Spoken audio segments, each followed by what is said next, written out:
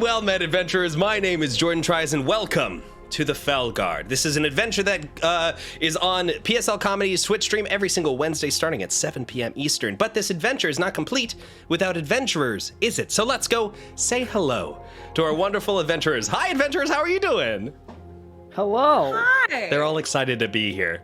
We are missing one player, unfortunately, but that is okay. We are going to go on without her. She'll catch up the next time we play. But first of all, let's go ahead and introduce ourselves. I'm Buster Barnes playing Xeris Greylock, a level 3 Tiefling Rogue. I'm Jason the Argonauts. I'm playing Pepper Feist, a level 3 Warlock. And I'm an Owl Hoot, and I'm playing Oliver Shakestaff, a level 3 Eldritch Knight Fighter. Oh, it's a Shakespeare pun. That's why you were. There you go. You got it. It really took me this long. Like, I really just had that epiphany. Episode 5. And I am Jordan Tries. Like we said earlier, I'm the Dungeon Master for this game. But we should go ahead and get started. Well, let's do some ads real quick. So we do this stream every single Wednesday starting at 7 p.m. Eastern time, and the following Monday we do a rerun of this episode. So if in case you're unable to view it at this time, you can watch it again on Monday. Then on Fridays we do variety streams. So this Friday we are going to be doing Pineapples at Work, which is where a bunch of us dumb pineapples will get together and play some sort of job simulator. It's really fun. It gets stupid really fast, but it's really, really enjoyable. So join us this coming Friday starting at 7 p.m. Eastern right here. Go ahead and give us a follow or subscribe if you are so daring. But in the meantime, hey, roll the credits.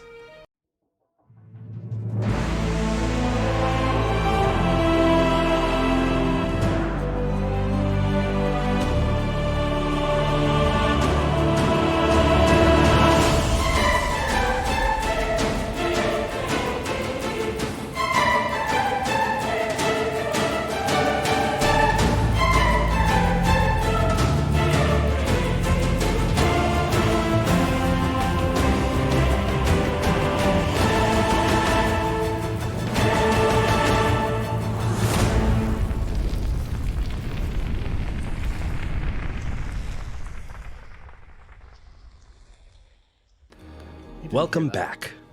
So, previously on the Fellguard. Well, Oliver went in and finally, after 4 full episodes of trying, he was able to successfully get a bounty.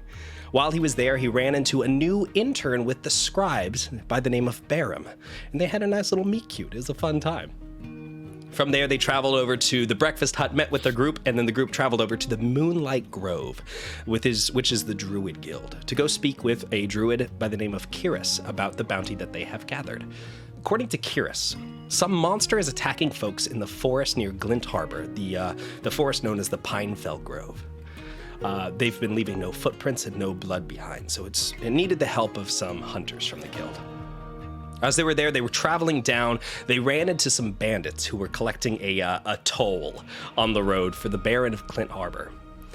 A fight happened. Pepper and Xeris were both knocked unconscious, and we got a chance to peek inside Pepper's vessel, this compact mirror that they carry around with them, that they use to communicate with their familiar.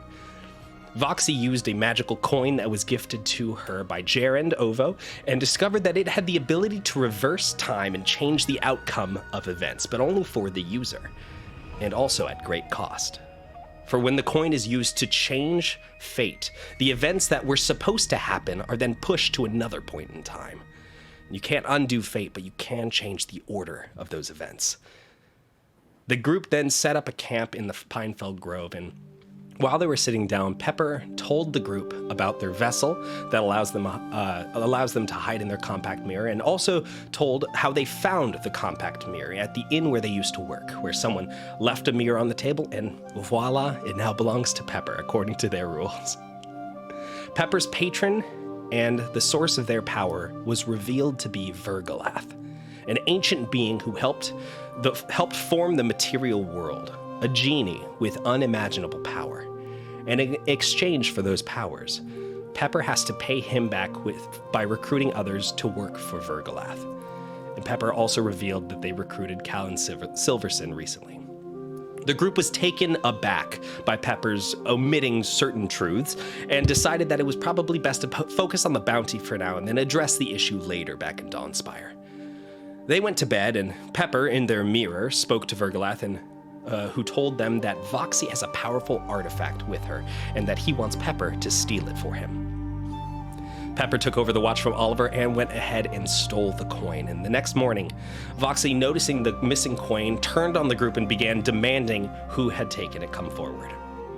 Pepper admits that they took the coin on Vergalat's orders, and the group comes to the conclusion that they don't know if they can ever trust Pepper again. Voxy finally took a look at the coin and saw that there is now a bloody thumbprint on it, and the coin is no longer attuned to Voxy. In fact, it's now attuned to Pepper. And so, we begin episode 5, deep in the woods of the Pinefell Grove on the hunt of a mysterious beast that is attacking without leaving any footprints or blood on the scene of the crime. You're sitting around the campfire. Early in the morning, it's been a couple of hours since the argument that broke out.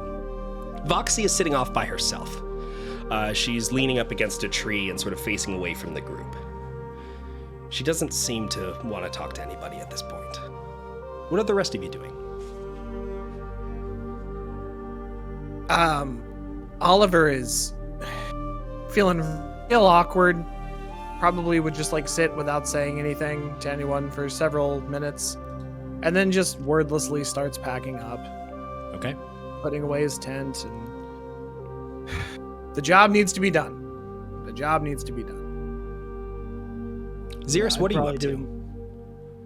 I imagine I'm kind of in the same headspace where I'm just trying to not dwell in what had happened and focus on the job at hand, and then at least put my emotions aside as much as possible. Okay. While keeping to myself. And finally, Pepper, what are you up to? Oh, I'm dwelling.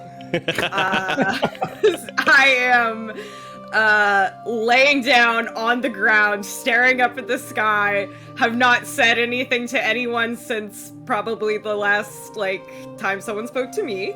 Mm-hmm. And I'm just waiting for any sort of sign from the group that we're moving on. While you're sitting there looking up at the sky, you can see that it's an overcast day. The mist that has filled the Pinefell Grove is starting to burn off from the sun just a bit. There's coolness in the air. You can somewhat see your breath as you lay there, just a little puff of clouds going up in front of you. You can hear birds up in the trees fluttering about, the occasional chitter of a squirrel. And then in the distance you hear a slow rumble of thunder goes across the sky. Voxy looks up at this and wordlessly gets up, walks over to her things, and packs up her bag and begins walking.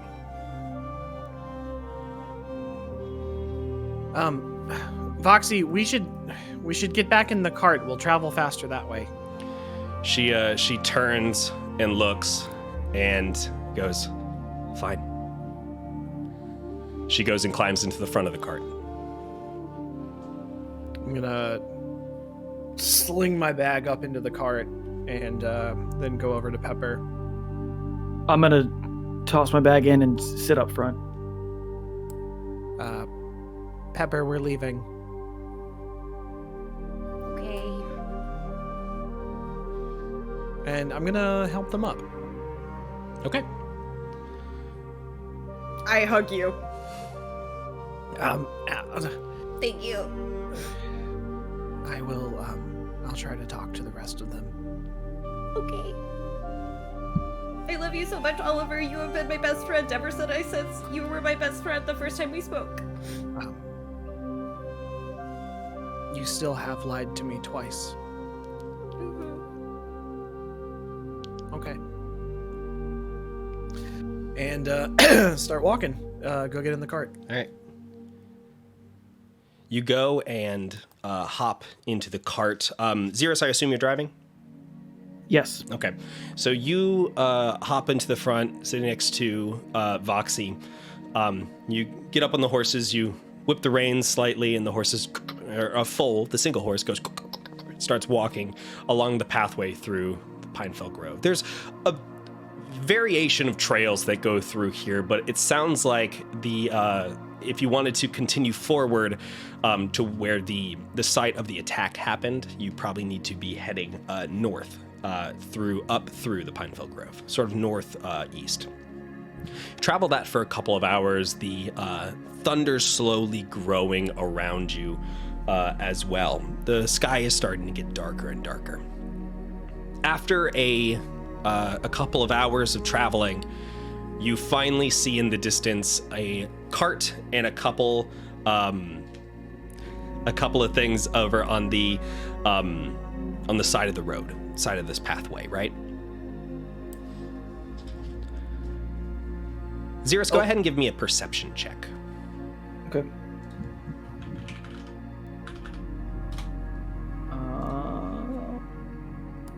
16.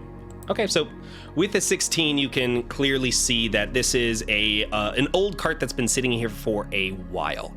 You can also see that there are a bunch of bags and boxes that have been near it, but have been since opened up and gone through. It looks like people have touched this multiple times over the past couple of days. This looks to be close to where the location of where Kyr's told you the attack happened. Seems like we're going the right direction. Okay. Let's take a look around, see if we can find anything. And hop out of the cart. I will do the same. Okay, so you hop out and you go take a look over at the old cart, as well as the other things that are spread out and around. Who wants to go ahead and give me some checks to take a look around? All right, Oliver, what would you like to do? I'm going to summon my owl, and this owl appears on your shoulder. It looks over at you. Help me look around, see if we can figure out what happened here. Takes off and flies around and makes a circle around the area. Go ahead and give me a perception check. Okay. Do I get help action from the owl? You certainly do. Heck yeah. Nat 20! Nice. Okay. Looking at this, you can see that there's a ton of footprints, a lot of humanoid footprints all around this place, but these do not seem old enough to be when this cart was knocked back, right? These are people have gone through and picked this place clean. They're probably not what you're looking for.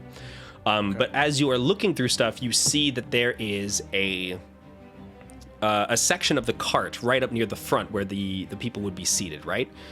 And as they are seated there, you can see that there are there's like two very large gouges in the wood right near the front. Doesn't seem to be any blood, but it looks like something happened right here at the front of the cart while the cart was moving. Are we talking like teeth marks, claw marks? With your nat 20, I'll say that you can tell that this is clearly claw marks. Okay. And based on the size of the claw marks, I'm guessing this thing is big? It's big, for sure. Don't know what it is, but you can see that these are large talons, whatever made these. Okay, cool. Can I, assess the trajectory and see what angle the slash came from? Sure. Go ahead and give me a investigation check. Okay.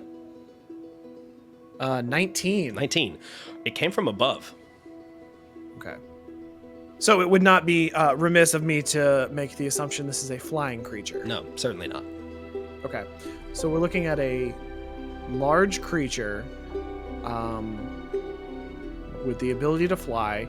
The pine trees, are they thick enough that this thing would have maybe knocked a few branches, opened up a path when it attacked? Go ahead and give me, with your 19, looking around, you can see that the pine trees are not super close together. It's not like a thicket, right? It's very, very sparse trees here and there. You think that this thing could probably maneuver fairly well through the trees. Okay. So I'm just going to crouch down for a second and look, and then just turn and say, it came from above. So it can fly? We are looking at a rather large, taloned flying creature. Most likely something strong enough to carry a person away from this cart. That's weird, because why would no one have seen it if it was really big and flying? This is a valid question. I mean, how remote is this area? The Pinefell Grove, I mean, it's semi-remote. The problem is a lot of the pathways around it go to between Glint Harbor, Basin Crest, Mistport, and Trade Town, but it circles Pinefell Grove. So in itself, Pinefell Grove is very remote. It's not many people travel through this area. There are a few small paths, like the one you're on currently, that can travel between, like, say, Glint Harbor and Mistport, but it is not well traveled at all. The road is very much covered in pine needles. Okay, and this particular road that we're on now Yeah. is...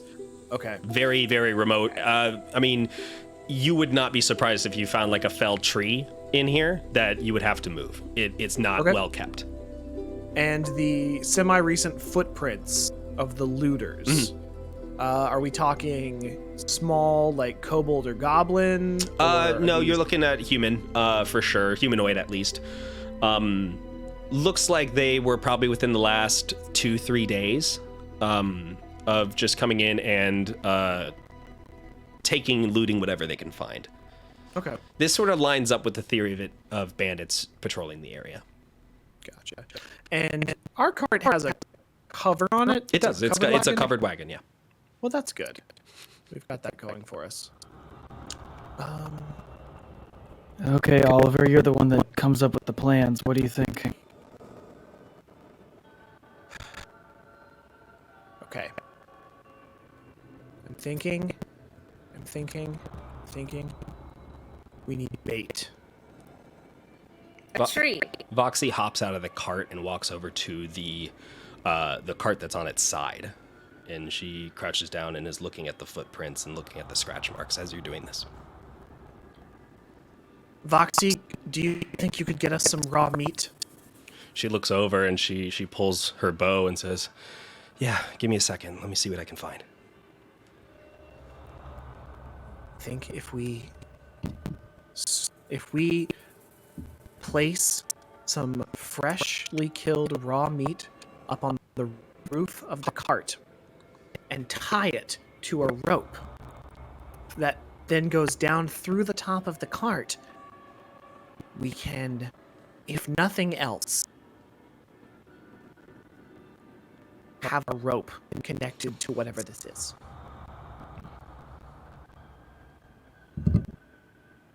And ideally, that will make it easier to track it if it flies away. Could we put, like, maybe this sounds silly. Could we put the bell on it? I know that sounds silly, like that's what you put on a cat, but like something that would make noise, you know, at the end of the rope, so that way we could like hear it if it flies off. Do we have a bell? No, that was just the first thing that came to my head. But, Oliver, would your owl be able to keep up with it if it were to fly away? Potentially, yes. Okay. Oliver, your owl. How does it communicate with you? Telepathically through images and feelings. Do you need to tell it to, like, be on the lookout, or does it automatically pick up stuff? I probably would have had to tell it to keep a lookout. Otherwise, it would just like go be an owl. Just a normal owl. Yeah. Okay. It would probably just like stay right here unless I told it like specifically to go patrol or anything like that. Okay. Gotcha. Has the storm gotten worse or like whatever? Yeah, the wind is starting to pick up a little bit. You can see all the pine trees start to slowly creak with the wind itself. There's another over top. It's probably at this point about midday, but because the clouds are so dark overhead, it almost feels like it's 6-7 p.m. Okay, Oliver. I mean, if we're going to do anything, let's do it now, because I don't know if we're going to be able to do much after this storm starts. Understandable. We might be better off just hunkering down here, placing a stakeout, baiting a trap, and waiting. Perhaps not climbing a tree this time. As you sit there and chat, there's another in the distance, and you can now hear the slight pitter-patter of rain on your shoulders, and it slowly gets louder and louder and fills the space. And suddenly your vision gets hazy as the wind and the rain picks up more and more. You look up and you see Voxy walk out of the fog, out of the haze of the rain, and in her hand she holds a rather large rabbit. She goes, "Think this will work?" Hopefully. Thank you very much. There is a and then Voxy gets slammed into the ground as you look up and you see a bright orange and red creature that is landing, taking up the entire space in front of you. It turns and looks at you. You can see this dragonoid creature with a very, very sharp, jagged face. It looks at you and lets out this scream at you. Voxy looks over and stabs it right in the leg with her dagger. And then you can see it takes off and starts to lift her up off the ground with its two hind legs. What's everyone doing? Run and grab Voxy's legs and hang on. Okay, go ahead and give me a let's call it a grapple check, athletics. Okay. Pepper, what were you gonna say? I would like to cast Eldritch Blast on the head of the creature, very much avoiding Voxy, but hopefully to distract it. Okay, roll a hit. We'll start with you, Oliver, first. Okay. That is it's an 11. Okay, it beats you with a 18 as it begins to pick Voxy up, and because it beats you, it's actually going to take an attack on you with its tail. What's your AC? 18. Ooh, definitely beats you with a natural 19. So that is going to be, go ahead and give me a Constitution saving throw. Okay. 9. Okay, unfortunately, used all my good rolls already. Unfortunately, you don't meet the Constitution saving throw, so stand by, please. So you are going to take, at the beginning, 10 points of damage as this tail whips around and stabs you right in the gut. You feel this pain, and you sort of pause there for a moment and look down at it before suddenly you look up and you get hit with this surging pain as 11 points of damage go slamming through your body, twisting and pulling and rending your guts. It is burning, it is stinging. You collapse down to your knees as this dragon picks up Voxy and starts flying off. Roll for your Eldritch Blast. I got a dirty 20. Dirty 20, that hits. Go ahead and roll damage. And I got, for damage, 9. 9? All right. Cool. So stand by real quick. All right, this Eldritch Blast blasts into the creature. It lets out another and flies before flying in a northern trajectory. Still holding on to Voxy? Yep, still holding on to Voxy. I'm gonna tell the owl, fly at a safe distance and report back. It flutters out into the distance and disappears into the haze. Jordan, I have a question. Yeah. Produce flame, this spell. Yeah. Would that be put out by rain? Let me check. It doesn't say magical or non-magical, so I'm leaning towar's non-magical fire. It says the but I flame, wanted to confirm. a flickering flame appears in your hand. The flame remains there for the duration and harms neither you nor the equipment. I'm going to say because it remains there, it is magical, so it lasts for 10 minutes. So it cannot be snuffed. I would like to... I would like to have it up in my hand to give us some light as we go after this. Okay. So Are you guys see better. sprinting after this creature? Are you hopping in the cart? What are you doing? Hey, I'm bleeding. Oh, yeah, you're bleeding. Would we even be able to see it if we tried running? How? You have a vision through its eyes. You can see where it's going through the owl currently, but Oliver cannot see or do anything while he is viewing the creature's senses. So either we have to carry Oliver or try to chase this thing down on our own. Yeah. Okay. Sierra, do you want to run ahead and I'll grab Oliver and we'll go? Would the cart be faster? I can't. Well, are we? Well, we're not going to be running on roads, so I feel like the cart might not be able to follow it completely. Okay. I mean, is it going to be faster if we carry him together? Maybe, but I think you're really, really fast, so I think maybe if you can go ahead and get some hits on it, make sure we don't lose it. Okay, I'll do We'll my follow best. you. Okay. I'm just gonna. All right, so you're taking up after it as fast as you can. Go ahead and give me a athletics check. Okay.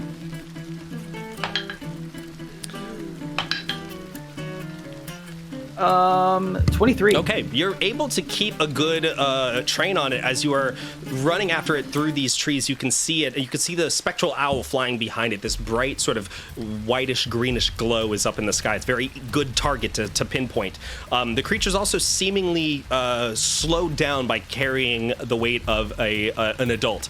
As it's flying, you can see that it is slowing down, going through the trees as it's trying to dodge these branches. Voxy does not seem to be moving in its grip. How close am I? Am I within range of a dagger? Not yet? maybe a dagger. Go ahead and give me a throw with disadvantage. Okay. It's a moving target. Moving target. So is that guy running on the roof. Okay, 9, 13. 13, unfortunately, misses Yeah. completely. Pepper. Bye, dagger. Pepper, as you were sitting here Yeah. next to Oliver, you can see the place where Voxy was taken. I was gonna try to move Oliver towards that. Okay, sure. You if that's drag okay. Oliver over. As Oliver, you can see flying after this creature up in the air. You get a good look at it now. Go ahead and give me a nature check. Okay.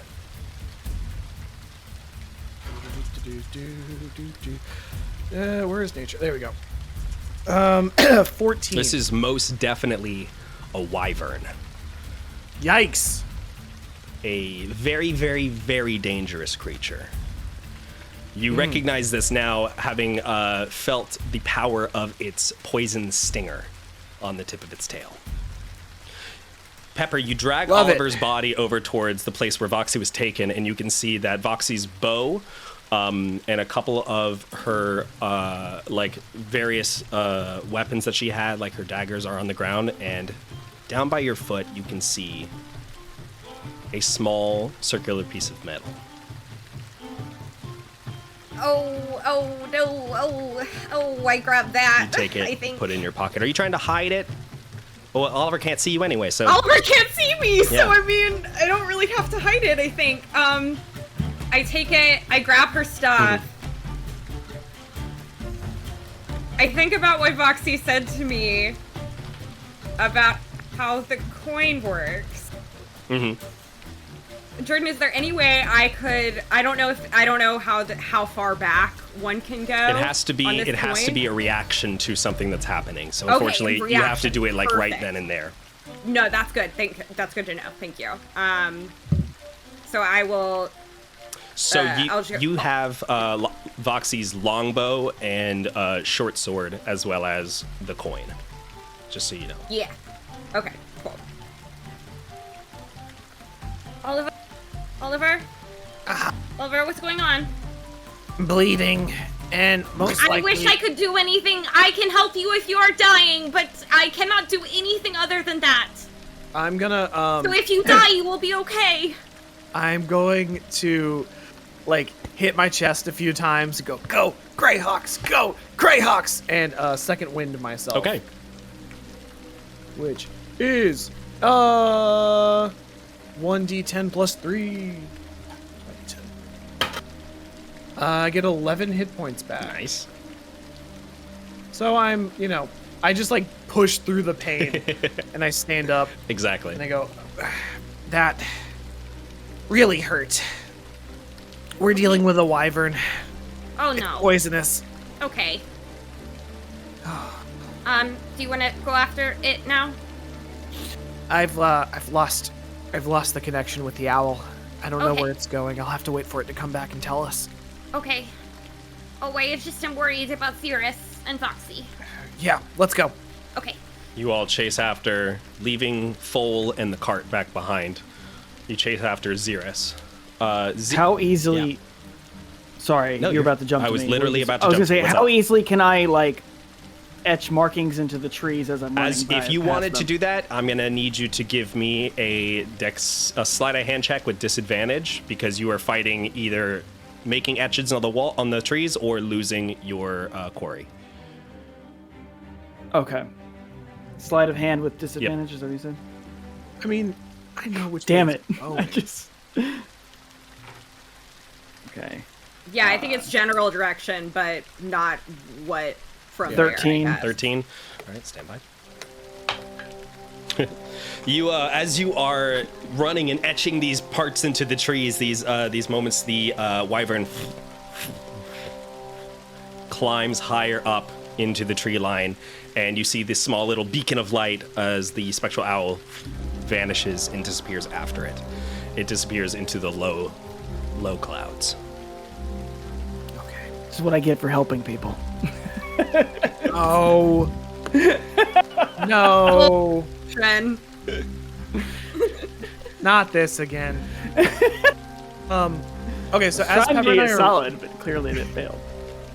that's not on us though. As Pepper and I are running, Yeah. I'm gonna cast light Okay. on my spear. Okay. And then I'm gonna go through like a continuous process of throw the spear. When we get to it, I summon will it back. say it's throw it not again. dark enough to necessitate the need for a light. Okay. It's probably dim light, or at the very bare minimum, it's like dusky. You know, like you can still Okay. see, but the difficult part is the haziness, how far you can see, as opposed to how Gotcha, bright okay. it is.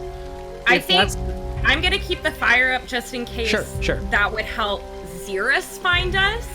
Yeah. So Um, Xerus has lost the quarry at this point. Right. But Xerus, go ahead and give me a perception check. Okay. 21. Okay. You turn back around and you can see floating in the There distance they are. a small little light that is coming your way. After about 30, 40 seconds, you see the two of them run out of the fog and join you, both soaking wet at this point. Same with you. I lost it. Okay. What? Am I the only one here without dark vision? Probably. Yeah, bud. Okay, I'm gonna, for my own sake, I'm gonna cast light on my shield, just to be able to see through the haze a little bit and like use it as a headlight. I will say that it's actually harder to see with the haze with the headlights. Oh man. Okay. Well, never mind. I turn it off Yeah. again. I'm not gonna. How if that's, is injured that are a you? spell slot for you? Because if so, just don't worry about it. But like, No, it's a cantrip. okay, perfect. I'm okay. I pushed through it, but what we're dealing with, it's got venom. We're gonna need to be careful. Noted. I mean, is this a good time to call for backup? It feels like maybe this is a good time to call for backup. At least to haven't- help find it. We haven't had backup since our I licensure just exam. keep forgetting that because I'm so fixated on having backup. We know which direction it's going. My owl, once it lands, my owl will report back and tell us What where do it is. What do you know about these creatures, Oliver? They fly. Well, what do I know about these creatures? They fly! They fly. Go ahead and Dungeon give me. Master in the sky. Go ahead and give me a nature check. Celestial Father, what do I know? It was Sky Daddy. That was the one we always Sky called. Well, that's Daddy. Zeb. Zeb is Sky Daddy, Right, I'm of course. not me. This is not great. It's a 7. I mean, it's. Oh, wait, Yeah? wait. Wait. This feels like a good time to use the inspiration that I got Hey, last look week. at that. Yay! For your wonderful couples counseling joke. And now it's an 11. Hey, look at that. Okay. So you know that wyverns are basically cousins to dragons. They are two thick, scaly legs with leathery wings, a long, sinewy tail topped with a poison stinger that can typically kill a fairly large creature in a matter of seconds. These are opportunist hunters. They tend to ambush their prey quickly and not hang around too often. They are very, very aggressive creatures, but tend to have a territory that spans about 10 miles. So it's a good distance of space. Okay, so... But they're not as smart as dragons, I will say that. So they don't have like a nest. Well, it's got to be going somewhere, right? Yeah. Worst case scenario, if the territory spans 10 miles, tell me if I'm wrong on this, that would be a 10-mile radius around its nesting place, which means at worst we are 5 miles away. Possibly. Okay. That's sound logic. Okay. Yay, math. Okay. I'm just gonna tell it. It's they ambush and then they run, most likely back to wherever it is that it's nesting. If we follow it, hopefully the owl will be able to tell us where it's gone, and then maybe we can ambush it back. I don't know. So we just keep the chase. Yep. Can I I don't know if this will work, but I also don't think Pepper would exactly know this. What's up? Can I try to use a medicine kit to like help Oliver in any way? So medicine kits are typically used to stabilize a creature. When they are unconscious, it's effectively used for that. But you know what? Let's go ahead and do a roll with disadvantage and see where he goes. Okay. Let's do a medicine check. That is an 11. Doesn't seem to be able to do much. Looking at it, Just, like, you can tell. Putting band-aids on. You can tell that this thing is meant for soothing creatures that have had far worse wounds, and since this is sort of a poison situation, you don't have any antidotes or anything like that. It's hard to tell how this will be useful. So you don't expend it, you just sort of recognize that it's not going to be useful. Okay. I put a cloth on him and I go, all right, stay in there, blood. That's not helpful. Oh. The blood well, doesn't listen to words. Well, it's the thought that counts. You know, like sometimes when plants are dying and then you say, oh no, plant, you're so beautiful, and then they get better? That has never happened to me.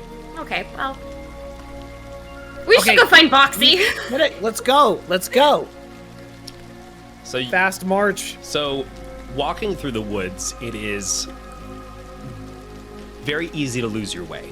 Who's leading the charge? Me. Okay. Xeris, go ahead and give me a survival check.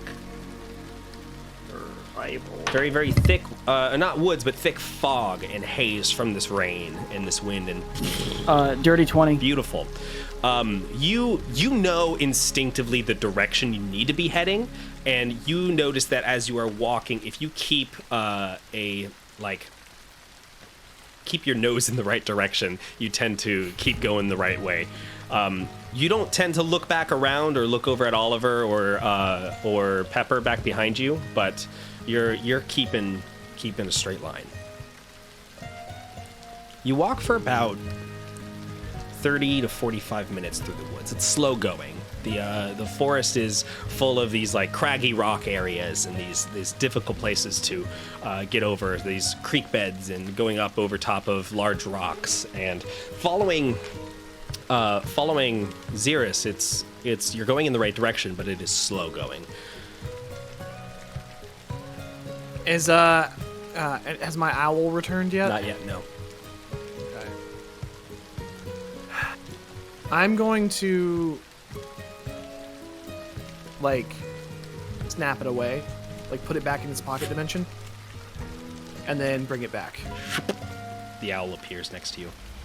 What did you find? It nuzzles your beard, and there's a brief flash of telepathic energy. There's these images that appear in your head. You can see cliff faces, and you can see large rocks, and you can see this cliff that goes up over the top of the pine trees, and you can see the wyvern land next to a large clutch of eggs and dispose Voxy's unmoving body into the nest. Take us there.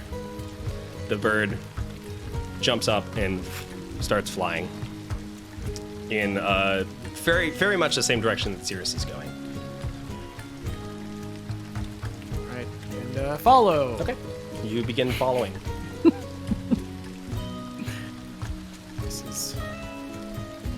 She's not moving. It's later. It's later down in a nest with eggs. How many eggs did I see? You saw, let me double check. I'm pretty sure it was 4. You see 4 eggs. Okay. to hurry. I don't Voxie's even know if also she's still really alive. smart. No. Voxie's really smart. I mean, she might just be playing dead. That would be a really smart move. Yeah, maybe. Okay, come on, we gotta go. You begin moving Jogging again. rather than. I was like, walking. can we pick up the pace? So running. I guess Oliver's the one that's damaged. So. Yeah. So while you are running, you can see the terrain is getting harder and harder to navigate now. As you are following the bird keeps having to slow up as you lag behind, and at this point it is past afternoon. The sun is starting to set. It's getting darker and darker. The bird finally flutters down and lands on a branch and looks over at you. And communicates telepathically with you, showing from its vantage point, it is getting harder and harder to see the directions of where to go. Okay.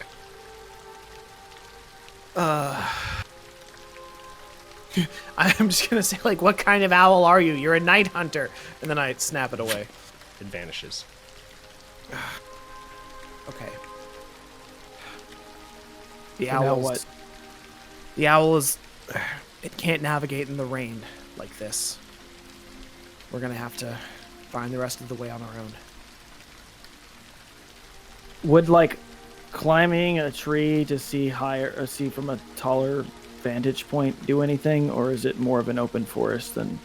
It's more of an open forest, and also because of the Okay. thickness of the haze, it's very hard to see past about 30 feet.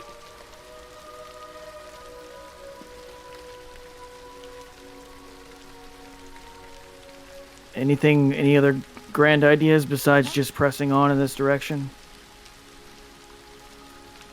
I I don't know. don't have anything. No, let's just keep going. Continue marching through the trees.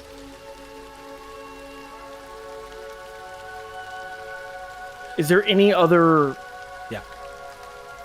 footprints, anything Not- in this forest? Not around you, no. Not that's noticeable, Nothing. at least. I mean, your ranger is missing.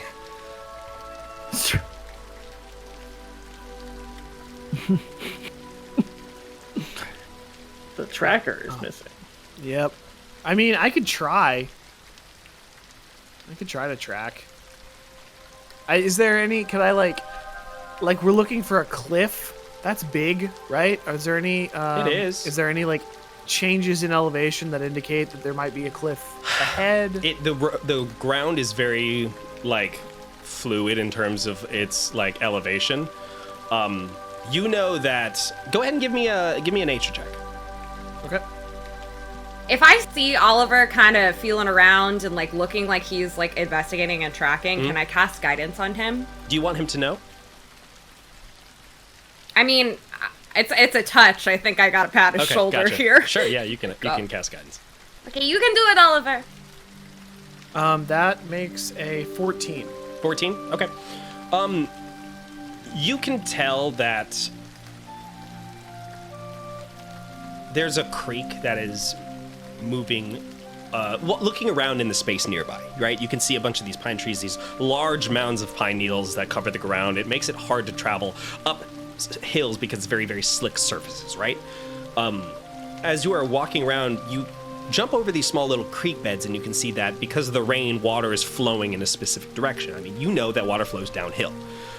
So following the creeks upward could lead you to a higher elevation for sure, and could potentially lead you towards these cliff faces that you are looking to get to. Let's do that. Everyone stay near the trees. Try not to spend too much time in the open. Sounds good. Xeris, what's going through your head right now?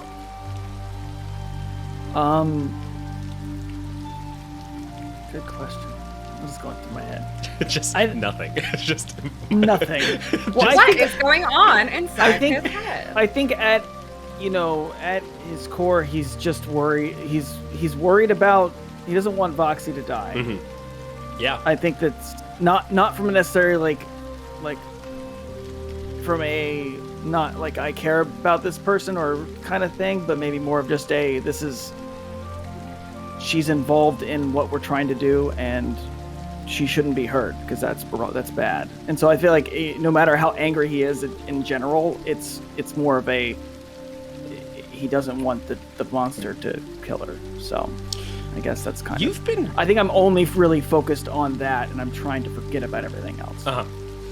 You've been traveling hard for a bit now, running through these woods, making your way up towards wherever Voxy's being held. Go ahead and give me a Constitution saving throw. Is this everybody or just Xeris? Just Xeris. He's been the one leading the charge. Okay. Nat 20. Beautiful. There's a force inside of you that won't let you quit.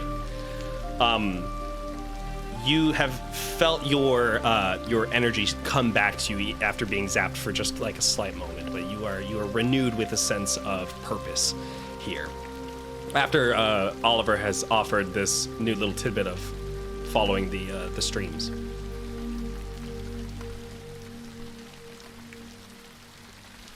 So you begin walking again.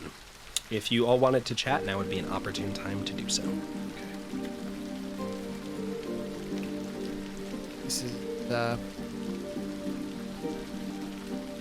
This is not an ideal situation.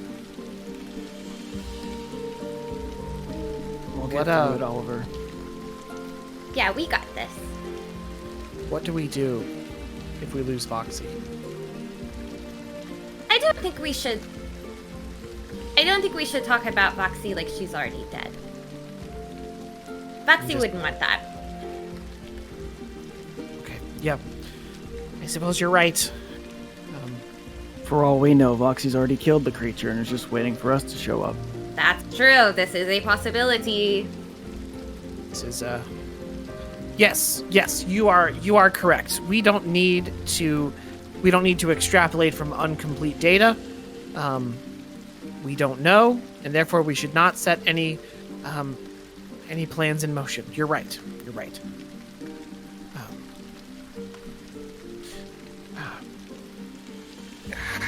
I'm sorry. I'm walking a little slower than I should be. Turns out being stabbed by something venomous is not fantastic. I can't imagine it would be. Is this pace okay for you? I think it's all right for right now. And then I trip. Yeah, you go straight into the ground. Can I try to catch him? Give me a dex save. Okay. 9. You rush to him, but he beefs it right into the pine needles. He slides back down the small hill that you had just climbed up. No! And before coming to a rest down at the bottom, he goes, "Argh." I'm gonna go to him and be like, Oliver, are you okay? I'm all right. I think I have a plan. Okay. Okay. Pepper, you have the ability to produce fire, yes? Yes. If you use that and scout ahead, Xeris can stay with me and we can follow you by seeing your flame. If I see anything, I can just message you guys and say, hey, I saw a thing. Exactly. You're adding to my plan. I'm adding to your plan. This is wonderful. Okay. Good work. All right. Xeris, can you help me up? Yes, sure. You're a great leader. I'm gonna go try to be half as good as you now. Bye. I'll run ahead. Pepper scampers ahead. Give me a athletics Rolls check, my Pepper. What? Athletics check. Okay. Or sorry, acrobatics check. 16. Okay. You scamper back up that hill. It's very slippery, but you're able to find your footing back up to it, and you light up your hand. This arcane crackling energy that lights up a guiding beacon for Oliver and Xeris. And you begin scouting ahead, trying to stick to the northeastern direction that was given to you by the owl. Xeris, A troubling thought has popped into my head. Oh? I know that we are not supposed to extrapolate from incomplete data, but I realized if something does happen to Voxy, I don't know anything about her. I don't know if there's family that we need to inform. I don't know what to do if we lose her. I think all we need to focus on is saving her, and then if the worst case scenario occurs, we'll handle it. I mean, I'm sure the Fellguard has contact information. They'll be able to handle that too. In the meantime, I was hoping to put a stop to this for ourselves. I would like to learn more about you.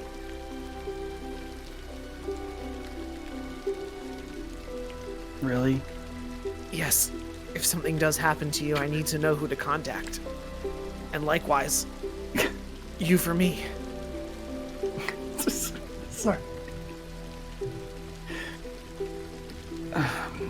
I mean, like, what do you want to know? I mean, I think I've said a lot of things to you. I just don't know if there's anything I haven't told you. You know, I live in Dawnspire, so it's not really hard to Dawnspire figure that out.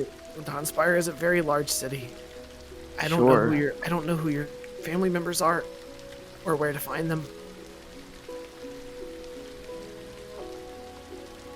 Well, I live with my uncle. Tell me about your uncle.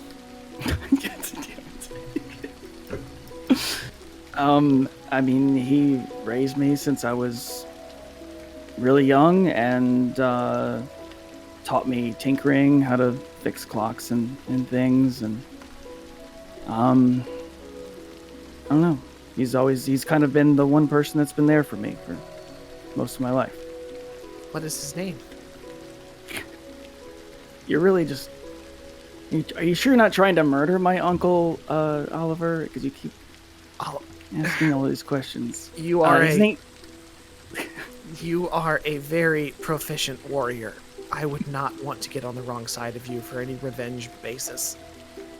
It's true, because I did put you in that headlock the other day. It was a very good headlock. His name is Erwin. To get back to your previous question. Erwin the Clockmaker. It's very strange. You do not often see tieflings in the business of fixing clocks. I don't mean to generalize. I'm just statistically. He's a gnome. He's not tiefling. Oh. Yeah. May I ask the story of how that came to be? Are you adopted? I had a friend who was adopted.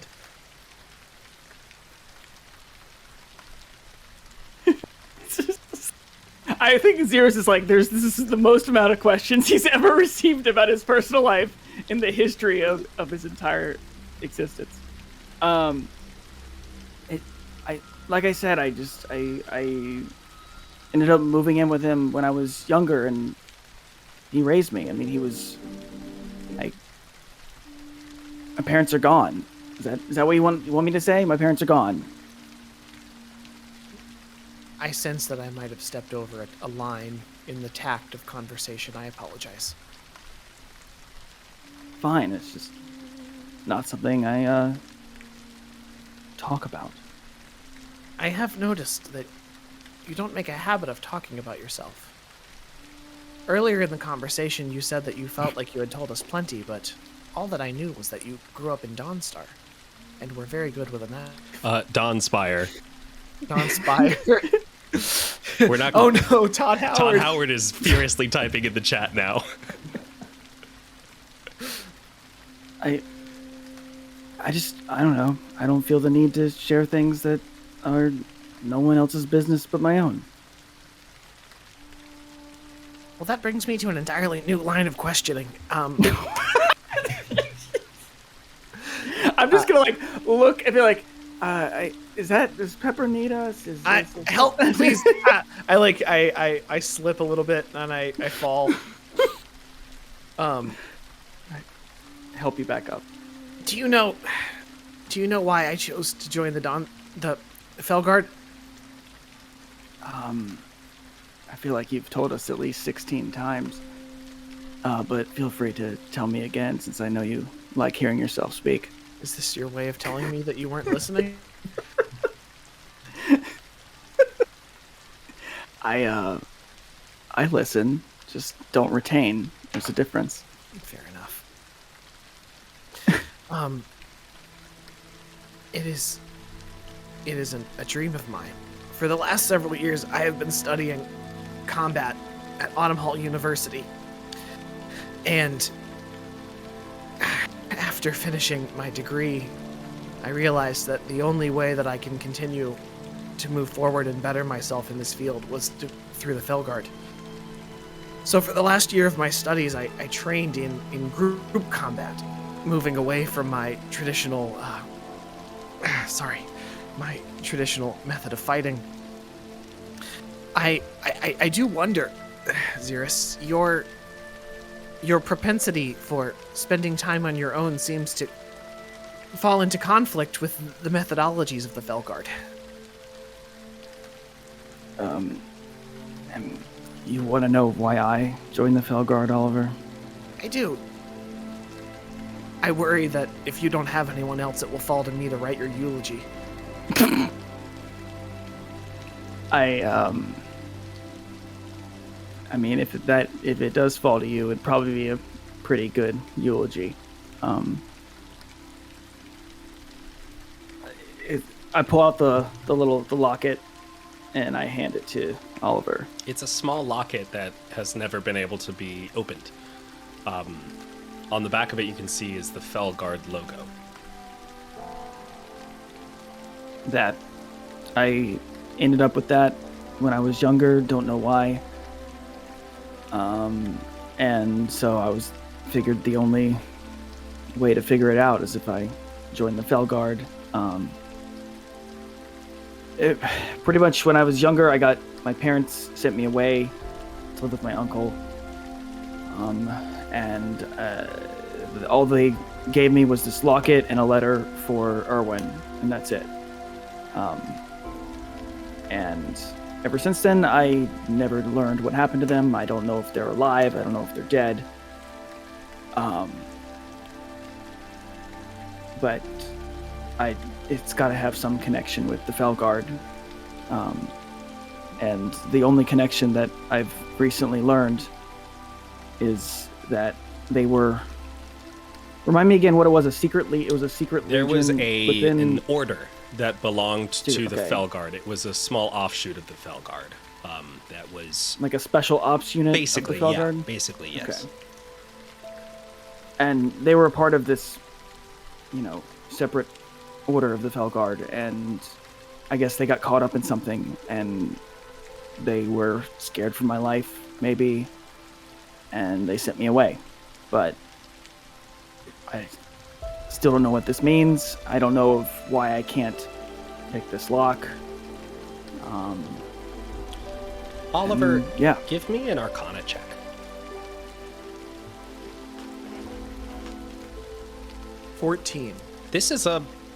There's a very, very small, very basic incantation that's been cast upon this to keep it closed. A simple dispel magic would open it. It's been closed magically. It's been closed magically. There are spells that can be done to disenchant it and open it. Is that something you can do? Unfortunately, no, but there are a lot of people that can. Perhaps even Pepper. It sounds like being a member of the Fellguard is a matter of finding your own family history. And it sounds like membership in the Fellguard is a large and very proud part of your family history. Am I correct in this? That's what I've gathered, yeah.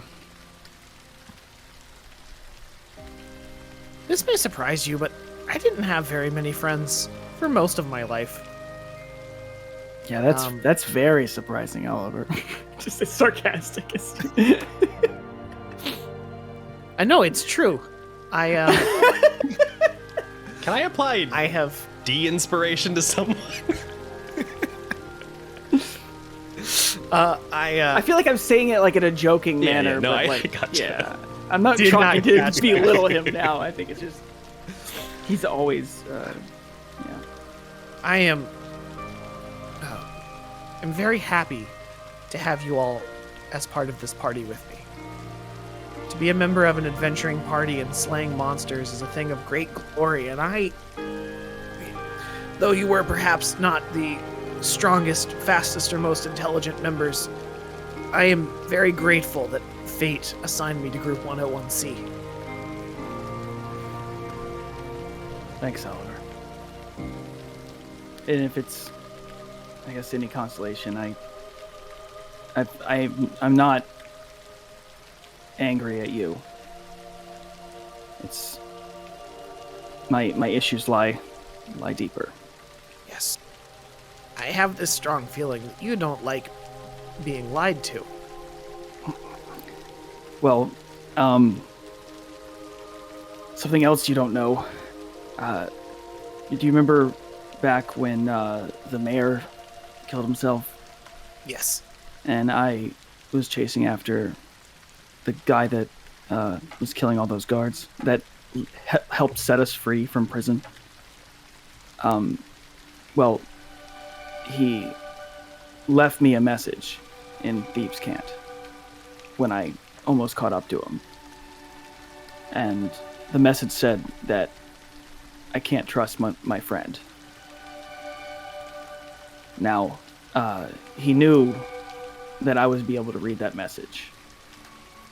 And given the information we received yesterday, or earlier today, I don't remember how long ago that was, that person is Pepper. And so I'm currently very conflicted with why somebody who's clearly has it out for most of those people in that town that set us free, seemingly to be on our side, told me to not trust them. And that's where I'm at. This is a lot of information to gather. Well, you keep asking questions, so I'm going to keep answering. Yes, that's how this dialogue is working, Oliver. This is a good thing. I'm glad that you're doing this. A thought has occurred to me, and I hate to extrapolate from incomplete information, but based on what I know about Pepper and this Virgolath being and the mayor, I may be able to offer some sort of explanation or a hypothesis. I mean, sure, but you're not the one that we need an explanation from. No, this is to be true. A couple of things have popped into my mind. The first is that Pepper said that someone was after Virgolath's, for lack of a better term, employees, I suppose. And it sounds like the person that freed us is probably amongst those that are after Virgolath's employees. And if that were the case, and if somebody knew that they had a way of contacting you, and they knew that you were a friend of Pepper,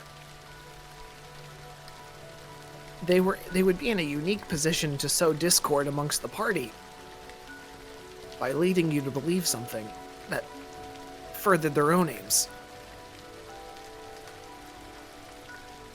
I guess that could be true, but it still doesn't explain how they knew we would be there.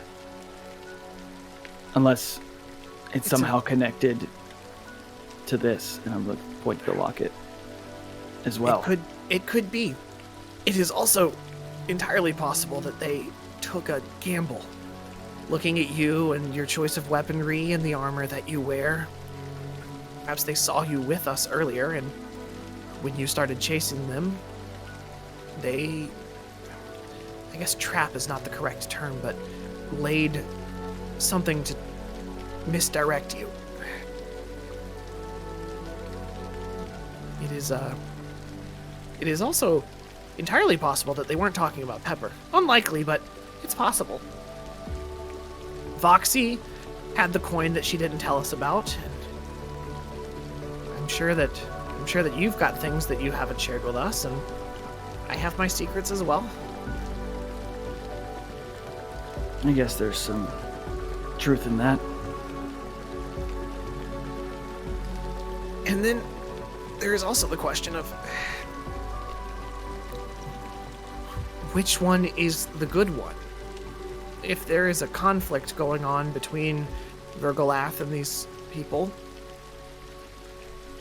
so far, you know, we know very little about Vergalath. We know he was instrumental in the creation of the world. So far, the only negative thing that we've witnessed done in his name was stealing Voxy's coin. Conversely, that person killed upwards of 6 or 7 guards and the leader of a town. If we're weighing sins, Vergalath is certainly on the lighter side of the scale at the moment that we know of. I feel like Vergalath's endgame seems way bigger than somebody who was just trying to probably make something right based on what they knew was going on. And that is not an unlikely scenario. Which leads me to the final thought that has been going through my mind, which is that it sounds like Pepper doesn't have many others, much as I did not. Feel like none of us did. If Pepper is in a position where they are being taken advantage of by this otherworldly eldritch being, it might fall to us to try and help them as much as we can. What that means, I don't know, but I think Pepper needs us right now. You take another step, and then pain shoots across your waist, and you collapse down to a knee. Gods above! You're not sure how much farther you're going to be able to walk. Next time we go on an adventure, I'm packing anti-venom. Can you help me up, please? Yeah, sure.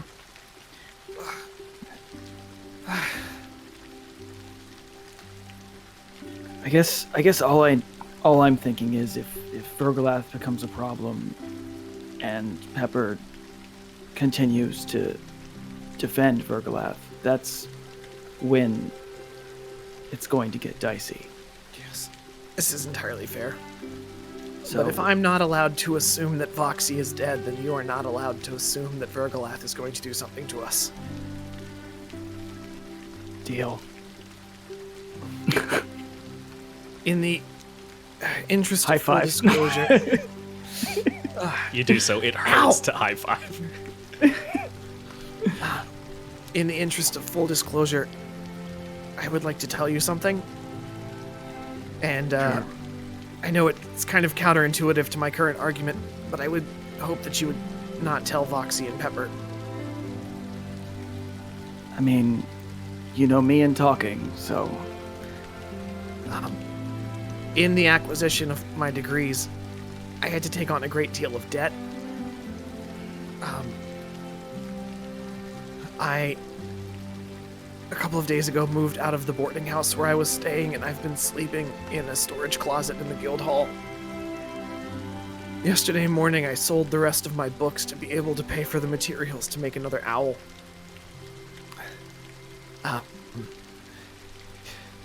I don't mean to blackmail or put too much on your shoulders, but I think that if you leave, and this party folds, I will not be able to sustain any kind of lifestyle.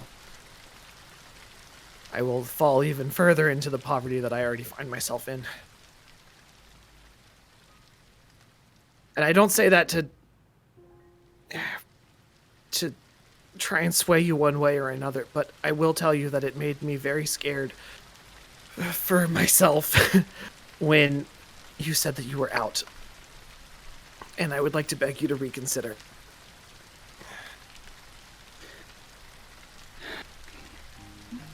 I'll reconsider.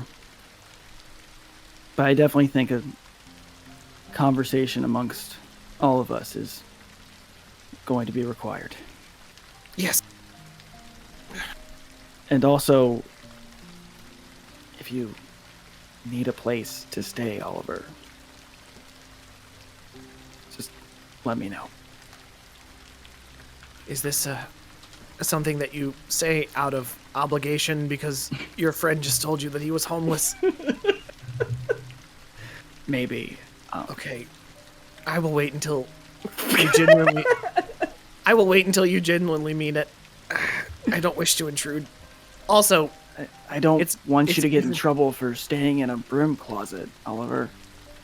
They don't keep brooms there. It's mostly other cleaning chemicals and things like that. That's not okay.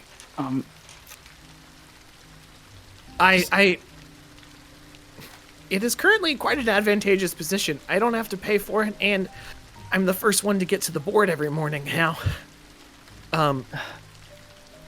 I'm confused. So do you like living in the closet, or do you not like living in the closet? It is tactically advantageous, though quite uncomfortable. That was the most Oliver sentence I've heard this entire day. Could we perhaps send the owl to go scouting again? I think I need to take a rest. Yeah, that's fine. Oliver sits back against a tree, holding his side tightly. The rain is still coming down hard. We switch over to Pepper. Pepper, you see silently flying over top of you the spectral owl. And you look back to see the other two have stopped moving and are seated back against a tree. What's going through your head? Oh, Mr. Owl, I hope they weren't bonding without me. I think Pepper is trying to keep it together for everyone else right now. Mm-hmm. But very scared of losing Boxy. Yeah. So I will make my way back towards the others. Okay. Take a couple steps Are we- back and join up with the rest of the crew. Are we taking a break? Oliver's having trouble moving. I Okay. apologize. No, you shush. No apologies. Okay. You know what can apologize? The monster, when we kill it. Yes. It can't apologize once we kill it. It'll just be dead. Can apologize in hell. Didn't think about that one, did you, Zeus? Ideally, not to us.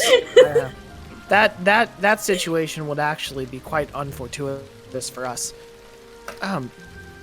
Pepper, do you know how to use the dispel magic spell?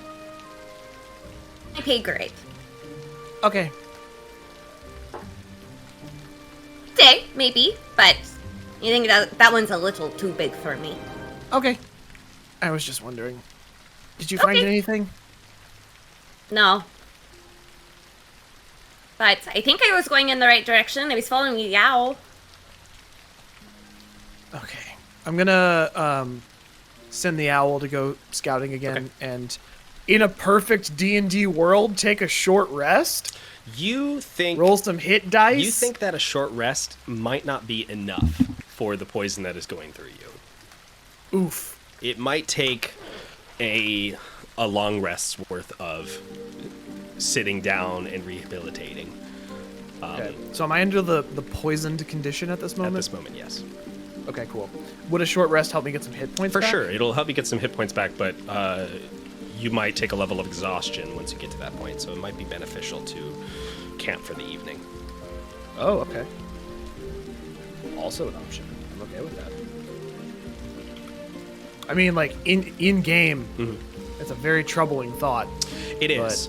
Not going into a fight full of venom does sound like fun. But you do know that when you looked at the situation up near the nest, you saw that Voxy's body was placed next to eggs that were not hatched yet.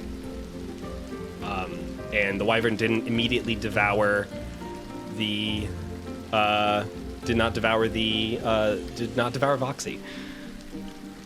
Well, that's good. That's a positive thing. Yep. Okay, and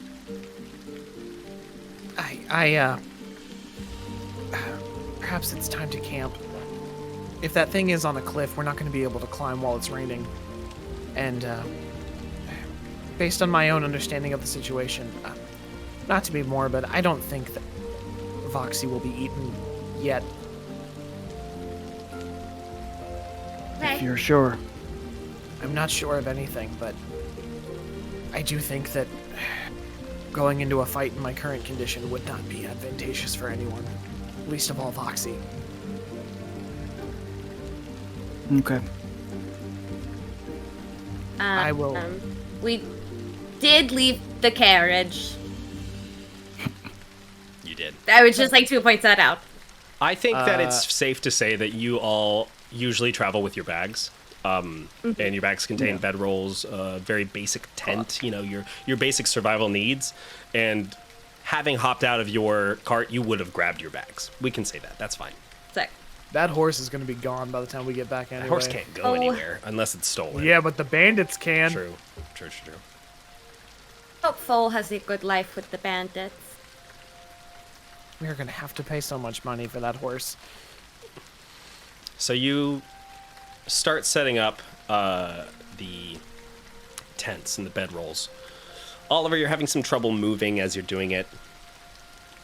Every so often, Xeris and Pepper hop in to help you set up something that requires a little bit extra attention. Do you light a campfire? It's raining real hard. It is. That's true. And I don't have anything that needs cooking. Okay. Although, it's cold. It I is don't cold. know. You could probably get one seems- started magically if you needed to. Yeah. Do a magic. I could do a magic. That's what I do. Pepper grabs some. The situation where you are set up is sort of like a small little divot in the forest. It looks like there are some larger cliff sides on either side of you, and you were sitting in this sort of like basin, right? There's a small little stream that runs through it, so water's not gathering here. It's flowing through this basin area. You set up your tents and you set up a small little campfire. Pepper comes over, and this small little tiny crackling fire appears, begins drying out wood. And you all sit down and relax. I would like to thank you all for helping me today. I probably would have passed out and died from exposure had you all not been there. As a thank you, I will have my owl keep watch for the whole night. It will wake me up if anything happens. I would like to invite you all to feel safe in going to sleep. However, I am also going to go to sleep. And then I go to sleep. He passes out, just laying straight down. I'm just gonna roll over and go to sleep. I will do the same. Okay. Your owl, how does the perception work for it? Does it just roll a perception check, or? It has advantage on all perception checks based on hearing or sight. Okay. Go ahead and give me a perception check.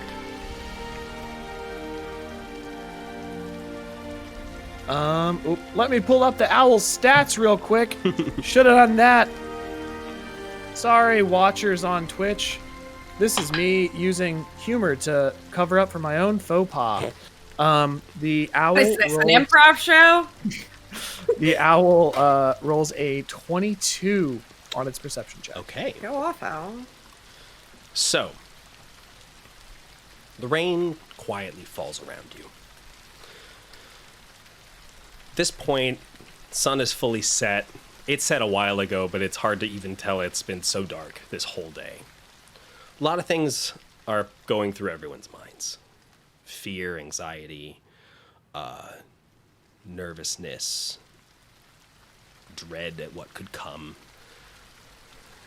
pain in Oliver's case. The owl slowly circles over top of the group. Xeris, yeah, what's up, bud? You got In something the to say? in the interest of keeping the owl away from the wyvern, Sure. could I have it stay in the campfire? Sure, yeah. And just like turn in a circle. Sure, yeah, absolutely. It stays real close to the camp. Xeris, as you lay down and turn over, what goes through your head? The end of this day. I guess I'm still on the, like, based on the conversation with Oliver, probably wondering if Oliver's going to tell everybody else the things I told him. Maybe a little worried about that. Okay. Also, like, he made some pretty good points in regards to the situation, but he also seemed to understand where I was coming from, so I guess I feel good about it. Okay. Turn over and go ahead and give me a Constitution check.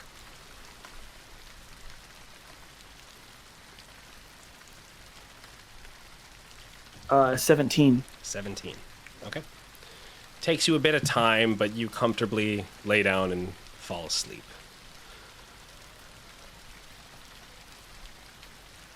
Pepper, you're laying down on your bedroll and you have your hand in your pocket and you are just sort of running your finger over the coin. What's going through your head?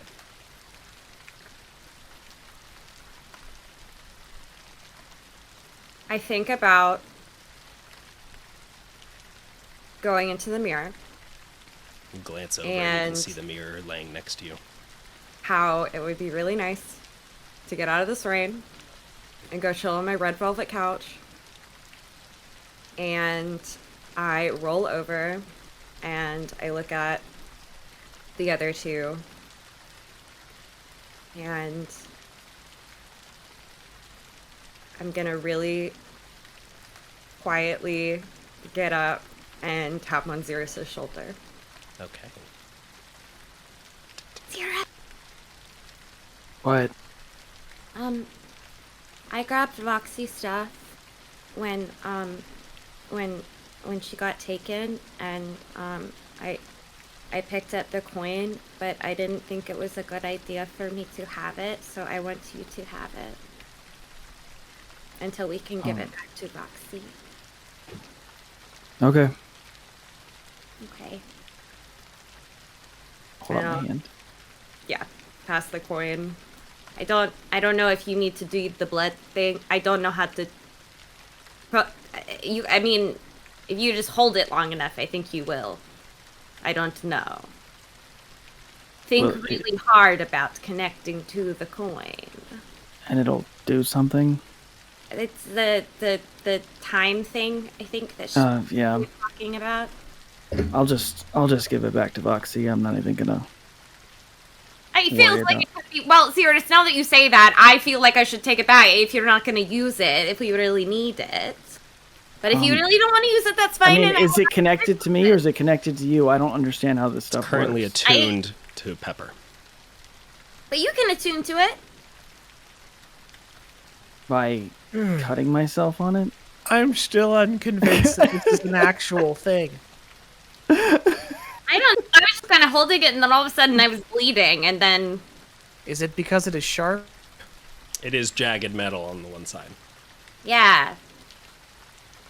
We've So- not seen any indication that this is an actual magical object. Somebody just put it in their That's pocket and go back to Foxy. sleep. So if I just cut my finger with it, can I just, like, Yeah, I mean, graze my finger across Yeah, it sure, and see you- what happens? and a little bit of dribble of blood comes up out of your thumb. It touches the metal, and as soon as it touches the metal, there's this... And the coin glows for a brief second before fading out this dull red color. And your thumbprint is now left over top of Pepper's. Well, I'll be damned. You did it! All right. Cool. You hold on to that. I don't want to have it. Okay. Okay. I will now go to sleep and not bother you anymore. Goodbye, Xeris. I will see you in the morning. Yeah. See you in the morning. You all go and lay back down in your respective places. And over the course of the next couple of hours, all you can hear is a soft pitter-patter of raindrops.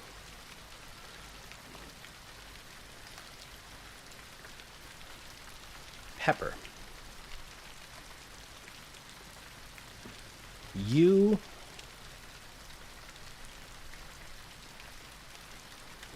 turn over in your sleep and shift just for a brief moment. Go in, give me a constitution check. It was a nat 1, baby. You don't see or hear what happens next.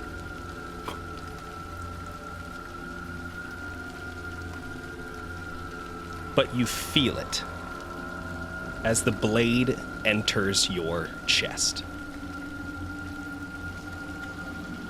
And you glance up, and you see, standing above you, is a leather-clad figure with masks on and is completely obscured by the rain and fog. You shake, struggling with the blade as it goes deeper, and you feel it stick into the dirt behind you.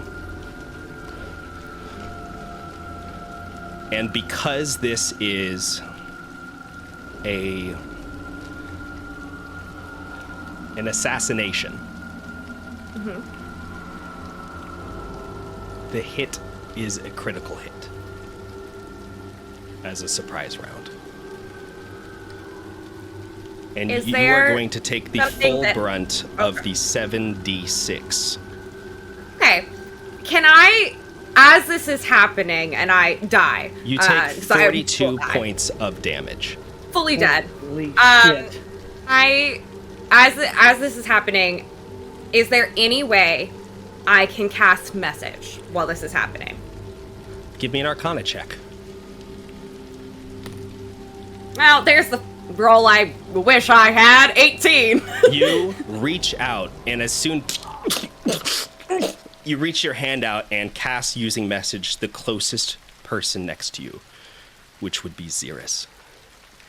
God, here it goes. And in your head, Xeris, what do you hear? Serious. Help. What's the last thing that goes through your brain before you die, Pepper?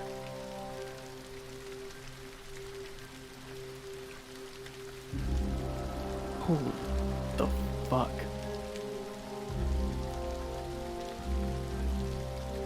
I think the last thing Pepper thinks is that they wish they had never picked up that mirror. The blade pulls back out, and Pepper's lifeless body looks up as rain pelts their face. Xeris, you instantly look up and you see standing above Pepper's body is a leather-clad figure. And that is where we are going to take our break. All right, folks, it is 8:28. We're going to take a quick 10-minute break. And Get in the chat. Express your discontent. Get in the comments. Xeris, you look up and you open up your tent to see the blade pulled out of Pepper's chest. Thick blood is coating it and slowly being washed away by the rain that is falling. The assassin quickly turns and looks at you and raises their blade. Okay, so I have the coin. Yes, you do. Question: Mhm. Do I, if I'm gonna use the coin, does that happen before I should react to the attacker? No, or is that... if you were to use it, it would happen the most immediate thing that just happened. So it'd be a reaction to that. This is all happening within a 6-second round. Yeah. So okay. You are using it Okay, as a well- reaction against what just happened to Pepper, should you choose to use it. I'm gonna use the coin. You take out the coin, and in the rain, Or try to figure out how to use it. I guess the 'cause I coin don't slowly understand it. flips in the air. The rain pelting down slows and stops in the air for you, and then slowly starts raining upward as you see the attacker turn back, thrust a blade into Pepper's chest, and then back out again, and then takes a step back, and the coin ping, lands in your palm, and you grip it. We are now 6 seconds in the past. Pepper is fast asleep. Oliver is fast asleep. Xeris, you are standing there facing a turned back of a leather-clad assassin standing over Pepper's body. Let's go ahead and roll initiative. Okay, I was like, how close am I into my weapons as if I was sleeping? That's the question. Oh, look, the assassin rolled first. Oh, look at his nat 20. He did just roll a natural 19. No, he did not. He did. I just rolled a nat 20. Beautiful. Guys, don't worry. The assassin's gonna sure beat me with that dex score, though. High dex score. I got a 6, guys. Don't worry. Oliver, what'd you roll? I've been rolling great this whole game until the moment combat starts. I was so scared that I was going to roll a 1, but I rolled twice as high. A 2? Good. Oliver. Oh, buddy. I got a 22 in total. Oh, wait. Can I roll the owl in? Sure, yeah, absolutely. Does it go in your turn? Does it have its own initiative order? I think it has its own. The owl That's what rolled. we did before. Yeah, the owl rolled a 19. Okay, 19 total. For the owl. Owl can't react faster than me staring at the guy.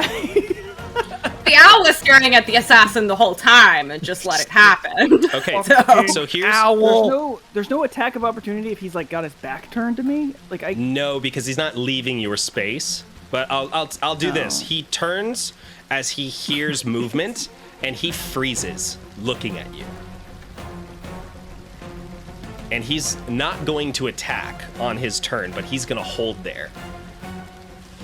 And next up is the owl. Would like for the owl to, how far away is the owl from this guy? Flying above him, probably 10 feet. 10 feet? Only 10 feet?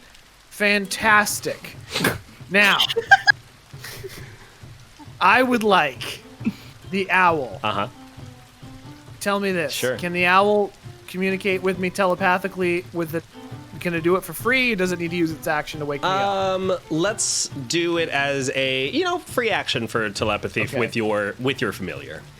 I would like the owl to wake The me owl up. wakes you up. You spring up out of bed, ready Now. to go. Because the owl has the flyby feature, Uh-huh. where it does not invoke attacks of opportunity by leaving somebody else's reach. Sure. I would like it to fly in, give the just screw around with this guy for a second to give Xeris the help action. Okay. And then fly back out. Okay, sure. So he's got 60 feet of flight.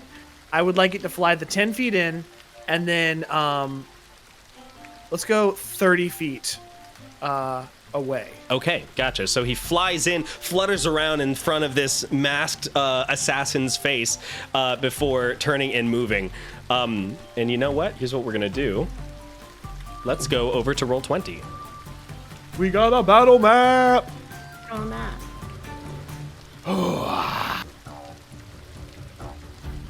Oh, look, we all have our own tent. Aww. All right, so the owl is just straight up at the end of, let's see, 1, 2, 3, 4, 5, 6. Yeah, I'm gonna get the owl just to fly like up. Okay. Do you have your owl? I can't place it I on might the have board. to. I might have to do it. Oh, it says a handout, but I'm not. It's not controlled by me. Oh, gotcha. Give me 1 second. I can do it.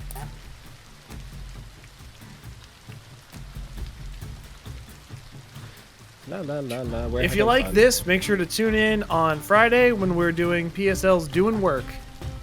Oh boy. All right, and then Doing work. PSL doing work. I'm gonna have the owl go down behind my tent and land. Okay, so go ahead and move it where you want. Oh, I can move it now! Yay! There we go. So the owl flutters in front of the assassin's face, who kicks back and it is holding their ground. Next up is Pepper. So Pepper, first up, give me a Constitution check. Or you know what? No, you heard noise of this fluttering owl and screeching. You wake up. We'll say that. You're gonna have to spend half your move in order to stand up, though. Excellent. I stand up. Okay. You see the assassin is standing right in front of you, but the owl is pecking at its face, so they are unable to react right now. But the owl has just cleared out of the way, yes? Yes, this is all happening sort of at the same moment, too. So the owl will fly away at the end of this round. I'm gonna go, and cast Burning Hands on him. Go ahead and roll a hit. Like, out of just shock. Sure. He has to make a dex save. He is going to, because earlier on he took the dodge action on his turn while he was standing there and skipping everything. You're going to take disadvantage on the attack. It's a dex saving throw? Roll, okay, so he's going to use his evasion tactic then, and he's going to take only half damage if he does not make the save. Should have thought about this with the rogue. So 13. it's half damage on a success. On a success, right? yeah. And no damage if he fails. Or Flip it, yeah. sorry, yeah. But he met it. He met it, so meets it, beats it. So literally fine. So Yeah. he is going to not take any damage from it. Cool. As these hands appear and he dodges past him, doing that that scene in the first Spider-Man movie where he jumps up in the air and the pumpkin bombs go flying past him in slow motion. It's kind of like that. Oh, he's really cool. Damn it. All right, Xeris, you're up. If only he was not cool. Xeris, you already have advantage on your attack from the owl's help action. Okay. So it'd be a normal roll for you. Okay. Oh yeah. I'm just gonna come at him with the rapier. All right, go ahead and roll a hit.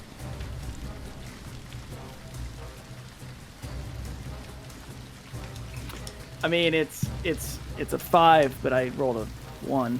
A 1. Fortunately, Yeah.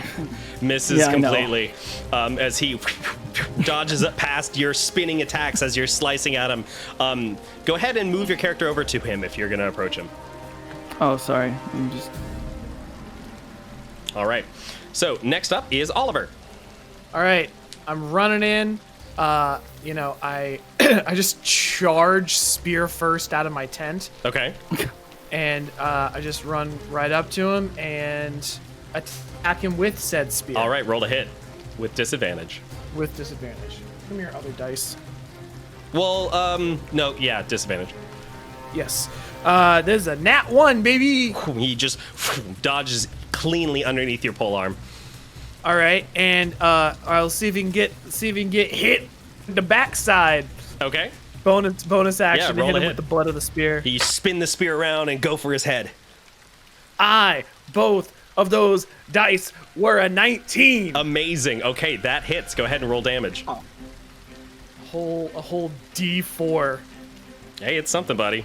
Yeah, it is. It's I get to add some good stuff You to it. sure It's do. 7. Beautiful. All right.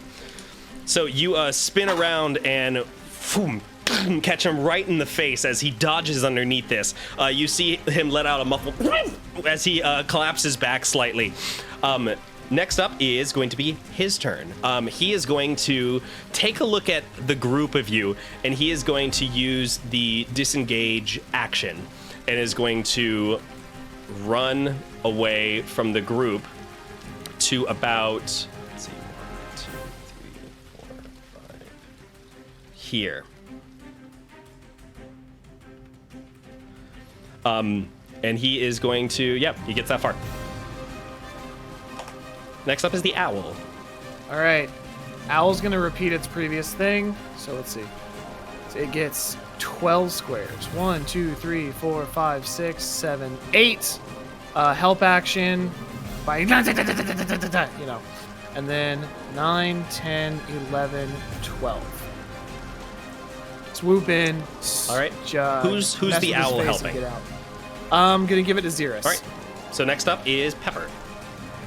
Eldritch Blast. All right. Go ahead and roll to hit. This time without a disadvantage. 18. 18 hits. Roll damage. Yeah.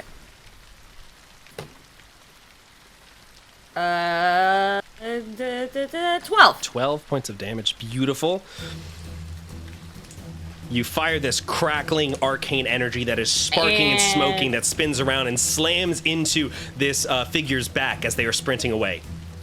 Cool, and I'm just gonna move kind of around Okay.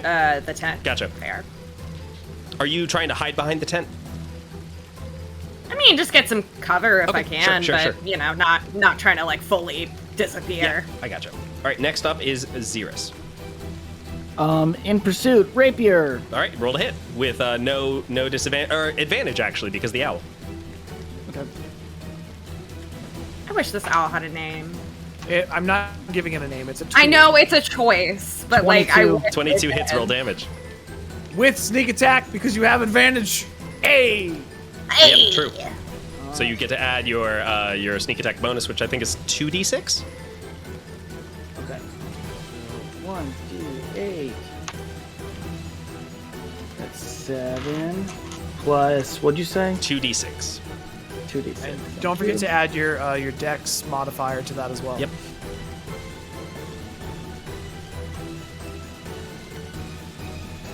That's 14. Which is what? Your It- Oh, the Should dex be- modifier. Thank you. It should be Sorry. next to I heard what you said. I heard it didn't register. and that should also be Then on that's, on your sheet. I sent you a screenshot it is. earlier. Yeah, Yeah. with it highlighted. So it's 16. 16 points of damage. Beautiful. So Nice. you run over and with your rapier cut across this figure's back. He lets out another muffled as he's running. Blood is now pouring off of him, mixing in with the rain. Next up is Oliver. All right. 1, 2, 3, 4, 5, 6. Get behind him Flanking. There you go. Yay! and attack with the spear. All right, roll to hit. Are we flanking? Yeah, Do I have advantage? flanking works. You get advantage. Okay. Nat 20. Amazing. All right, so total max of the dice plus your modifiers. All right. So the dice is a d6, so that's 6 plus the 5 because of Polar Master, so that's 11 damage. 11 points of damage. Beautiful. Yes. All right. And then I'm gonna backhand with the other side, unless he's already dead. Go ahead and roll to hit. Okay. And I think I'm gonna start going non-lethally with this at this point. Okay. I will say, I'll say that last one that you just did definitely is going to kill him. I wanted to Okay. see how else you did it. Okay. Can I retroactively non-lethal? Sure. Pepper. I can spare him. Yeah. Really fine. All right. Well, if I knocked him Yeah, out, you could bring him. if I knocked him out with the spear ahead of time, Mm-hmm. then I'm going to. I think I'm just gonna let that be me. Okay. And I won't. Hit him while he's down. So you spin the weapon around and catch him right across the back of the head. His whole movement freezes and stops, and he slides down and slumps face first into the mud. And we are Actually, now can I use my out of my bonus action to kick all of his weapons out of his hands and across the? Sure, kick him out of the yeah. way? You run over and kick the short swords that he's got on his belt, as well as the crossbow that he had now drawn in his hand. You kick those away. Cool. I'm actually gonna. No, I'll use my spear for this. I'm just gonna put the spear right at his neck. Okay. And then put a foot on his chest, and say, "Someone wake him up." Oh, after I've thoroughly disarmed him and gone over his Give body me and everything. a investigation check. Okay. I only got a 6 on that one. Okay. You don't find too much on him. You find a little bit of with the 6. It's not. You don't find much. I'll say that. Okay. So Is as there far as any- I know, As far as you know, Yeah. there's nothing else on him. Is there any sort of like symbols on his clothes or anything? Not to your. Give me an investigation check. Hopefully find more blades. 21. 21. With a 21, there is nothing on this person that is identifiable, but you do see that in a breast pocket there is a small slip of parchment that is sticking out. I'll pull it out. Take it. You open it up in the rain. The ink is starting to run in the water, but looking at it, you see a note. And this is what the note reads. The mark is a fire genasi. They have powerful magic, so be careful on your approach. Make it quick and get out of there. Do not, under any circumstances, kill the tiefling. The other human and the elf are not considered threats to the order, but if they defend their friend, try and knock them out. Don't kill them. When you get back, we need to discuss the situation in Glint Harbor. Since all the fish vanished, he's been reportedly threatening the council. I don't have proof yet, but I believe he's planning something. Call it a hunch. Thank you for this, Delzira. We owe you. See you soon. And the letter is marked with a wax symbol of a beacon that is surrounded by stars. A small brazier that is lit.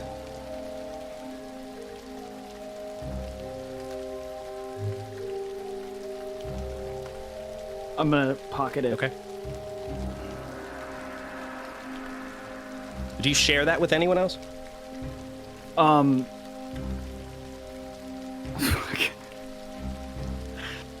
many waves of emotions.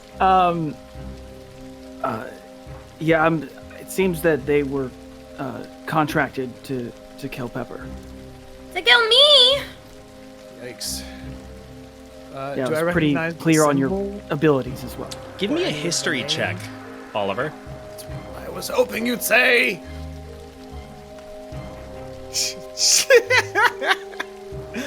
6. 6. No, you do not recognize this. This falls outside. You really of- like the number 2, don't you, little guy? Maybe someone needs to go to dice jail. Dice jail. Ugh. You don't recognize the symbol, unfortunately. Okay. Good. All right. I guess this is similar stuff from before, like what we saw with the mayor and that guy. Yeah, I imagine so.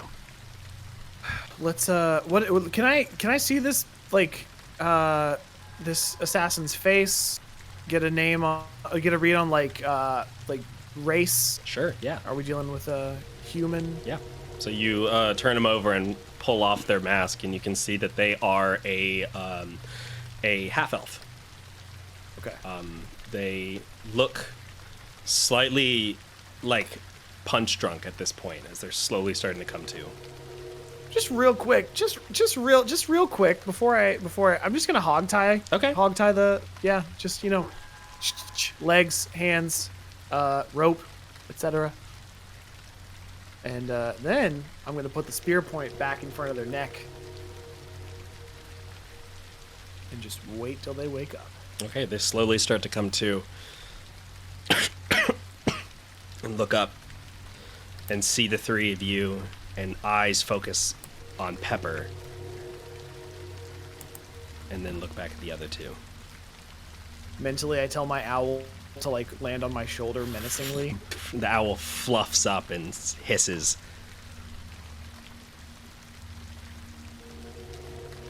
You've got a great deal of talking to do, my friend. He looks over and doesn't say anything. What do you know? Why are you here? He doesn't make eye contact with you.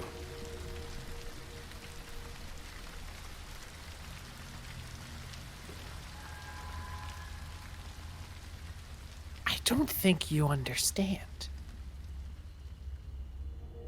This is a spear, and it's real close to that jugular vein. And then I poke a little bit. Mm-hmm. Give me an intimidation check. Because I'm so good at that. Can I have seen what he was going for and guidance him? Sure, yeah. Cool. It's a dirty 19 Okay. with a -1 charisma. He looks at you, and his eyes widen as he follows the shaft of the spear down right next to his neck. He looks nervous. Listen, we have a great deal of things to deal with today. As I'm sure you already know from that letter that you were carrying, there's supposed to be a fourth one. We are currently dealing with that situation, and that one takes precedence over making sure you leave this forest alive. So please, give us a reason to not slice your neck open and leave you to bleed out into the river. And don't say anything about pollution. You tied him up, didn't you, Zeb? Yeah, he's hogtied. Hogtied. Okay. I'm gonna kind of not butt in front of Zeb, but like not like push him out of the way, but get down please right. Do you want me? I kind of want to just kind of get in front of him, but in the guy's face, like lean down, put the dagger to his throat, and be like, "Why were you supposed to spare me? Why am I important?" He looks up at you, and he looks you dead in the eyes, Xeris. And he goes, "You really don't know." No, I don't. So why don't you enlighten me? Close it in to his throat. They wanted to keep you safe. And if you want to stay safe, you'll take your blade and you'll run it through that one's heart. He looks over at Pepper. They carry evil with them. Evil that will doom us all. I was trying to help you. Don't you understand? Explain what kind of evil, what's coming, what's happening. The most terrible thing you can imagine. Go, take your blade. Strike them down now. You may not get another chance. Do it. Who hired you? Now, do it. Who hired you? He drops his head and goes, "Fine. I'm sorry. I failed you." And you see him twist his neck and crunch down hard. Saw that going. And foam starts out of his mouth as he coughs and sputters. His eyes slowly turn red as one of them moves away from its intended position, and his head lays flat on the ground. I'm gonna turn and look directly at Pepper. Explain. What did he mean? I mean, he's talking about Vergolath, right? Well, he's talking specifically about you. I don't know. I'm not evil. I don't want to hurt things. Chose to kill himself instead of giving us more information about the reason why he's here to kill you. If you know something that's going to help... I don't. I've told you everything I know, Xeris. I don't know what else to say to you. Vergolath is collecting people. I'm sure there's a reason. I'm not exactly trusted with that information. Well... But he's growing more powerful, and he's getting more and more people in power to work for him. I'm sure it's a very bad thing. Well, if it's a bad thing, then should we be stopping it? Clearly, I'm connected to this somehow. I was supposed to be spared. Although I feel like Oliver and Voxy are expendable according to what I read in this letter. Oh no, he's old, Xeris, and he's powerful. If I was able to just walk away from this, I would. But I don't know how.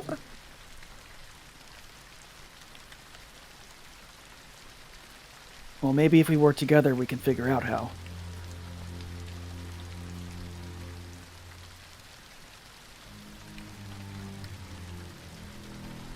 Either way, we need to get Voxy back.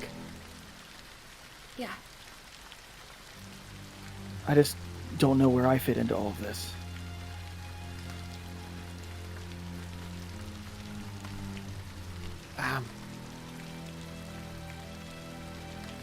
I will look in the library when we get back to Dawnspire. May I see that symbol one more time? Yeah. Pass it over. Now that I've got a chance to really read the letter for myself, is there anything I could intuit or glean? Give me one more history check. Okay. This one's a 10. No, fortunately, it's just a strange symbol, a torch of some kind, with stars all around it.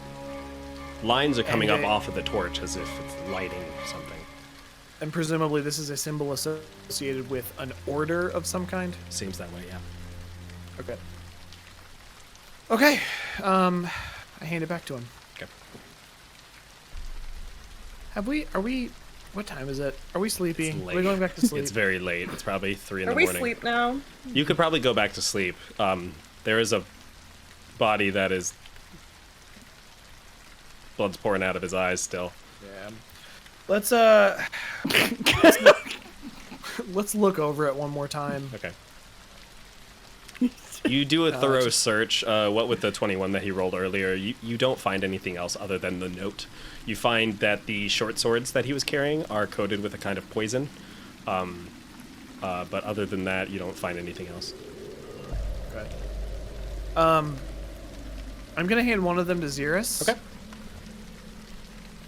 If we are going to slay a wyvern, this might be helpful.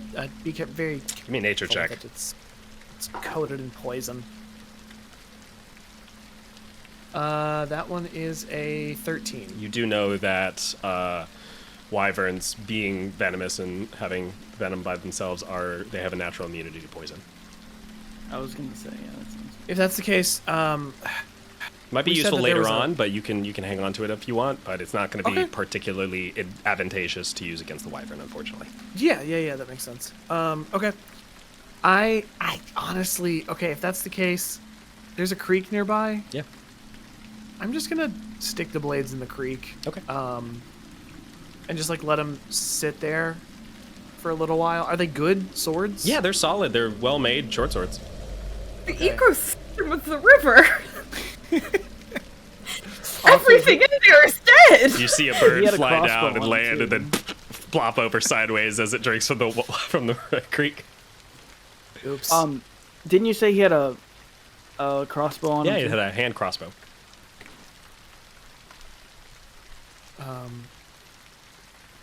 Yeah, I'm just gonna leave the blades in the water until hopefully the poison washes off. Okay. This worries me. Us walking around with these. Sure. Especially if they're not going to be useful on the wyvern. And then I'll just leave them there until we pack up, until it's time to go. Okay. The other two, do you go back to your beds?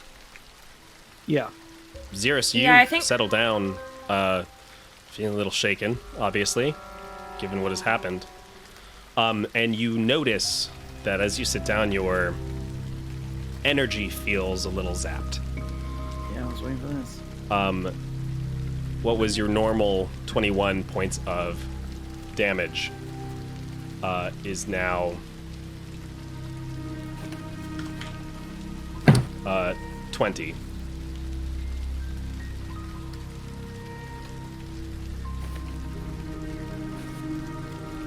I'm gonna, before I go to bed, just drag the body far enough away that it's not going to draw bears to our camp or anything. Yeah, and with the rain, it's going to be difficult to smell anything anyways, so you're probably in safe hands.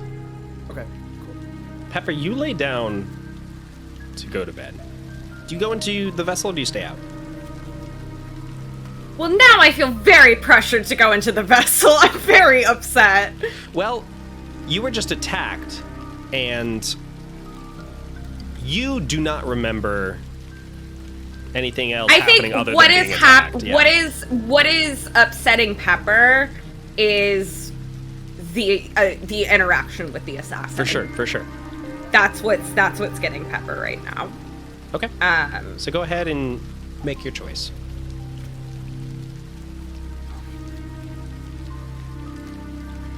No, I'm gonna stay out. Okay. You lay down on the bedroll. When I get back, do I see that Pepper's there? Yeah. Pepper. I would like to propose a tactic. I think that you should go into your mirror and then allow me to give it to Xerus. Because I think that with him will be the safest place for you while we sleep. Okay. Are you alright? Oh no, it's just... It's a lot to think about that someone would rather die than fail in their mission to kill me. If they believe that you, in dealing with Vergolath, are evil, their zealotry will lead them down a dangerous path. If it turns out that Vergolath is a danger to you, we'll do what we can to help. For right now, I think the way that we can help the most is allow us to protect you and your mirror. Okay. Thanks, Oliver. I will, I'll keep watch. Cool. I hand the mirror to you, and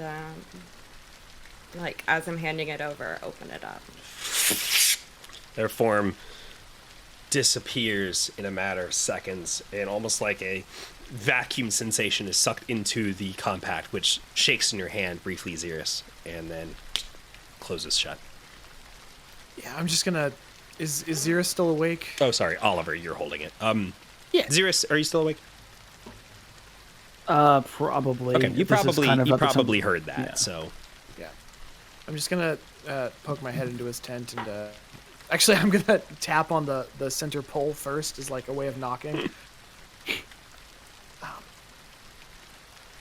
I'd like to make a request of you. What is it, Oliver?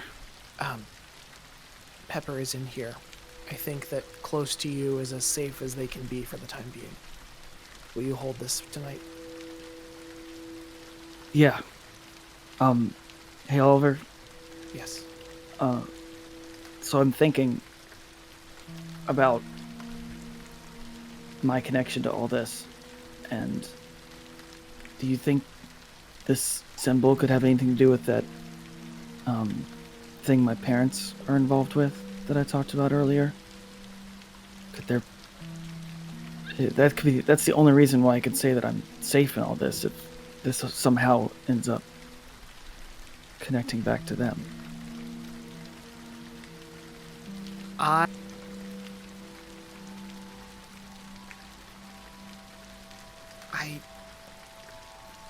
think that it's possible. However, I also think that there's a great deal that we don't know yet. As soon as we Okay. get back to Dawnspire, that will be my priority. This job will give me enough that I can survive a little bit longer without having to work, and I will find out everything that I can. Okay. Thanks, Oliver. And I'll hand him the mirror. Pepper, you heard all of that Yeah, I did hear all of that. inside the compact. Yeah. I think at some point Pepper kind of realizes that they're very much not supposed to hear this, and they put their hands over their ears, but it's being blasted through surround sound. There's no way to avoid hearing every word. You're literally being engulfed by the subwoofer. Yes. Pepper, you turn and you look. And we don't know that you can hear. I was running on the assumption that we didn't know that. Yeah, I think I mentioned it very briefly in the middle of a lot heavier, more important thing. Exactly. Pepper, you turn and you look, and you see inside your vessel, inside the compact mirror, you can see the couch that you sleep on typically, and there's still a massive blood stain from your last attack earlier this day, or the day before, I should say. And you stare at Couch, it. I have no more blood to put on you today. You go and you lay down onto it and close your eyes. I think I'm just waiting. You're not going to sleep? I think I'm not even going to... I think I'm waiting for a bit Okay. to Gotcha. see. You wait. Nothing happens inside the mirror.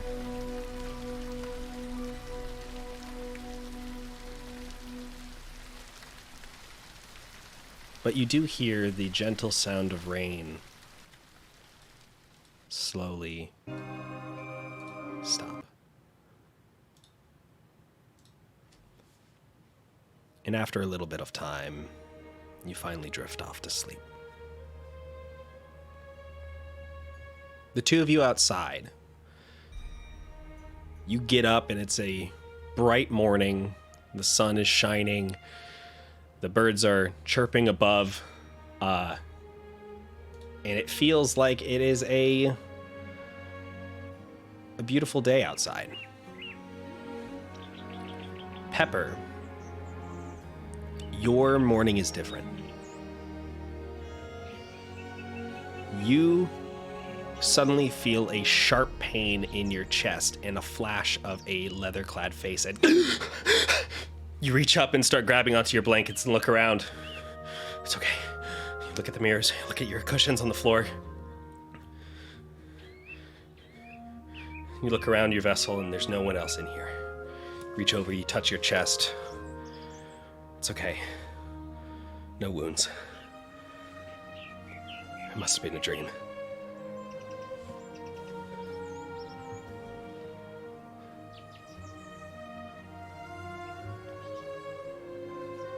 You get up, grab your things, and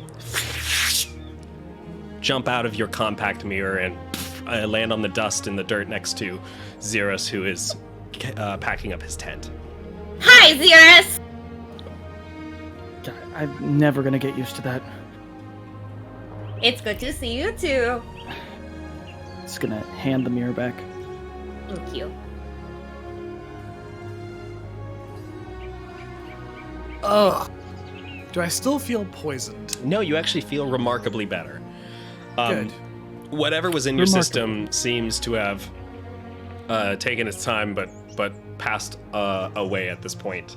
You feel a lot better. Your strength has come back. Everyone except for Xerus is up to full hit points. Xerus, you are missing 1. Yeah. All right. All right. It's time to rescue our elven friend. All right. Do it. I'm gonna send the owl and tell it to lead the way. The owl flutters off and starts leading in the direction of where it last saw the wyvern. Question. Answer. Can I message the owl? It'll just go to me. I'm gonna try, though. Hold on. Let me I'm check. sorry for a question that requires, like... It says Fact-checking. you point to a creature within range and whisper a message. The target, and only the target, hears the message and can reply in a whisper that only you can hear. So I don't think I'd be able to reply back, I guess but can I talk to it? I guess a familiar is technically a creature. Is it? Yeah. So I suppose you can speak to the owl. Okay, It will. I'm gonna go, It will go to Oliver. but I don't know You that. don't know that. Yeah. So go.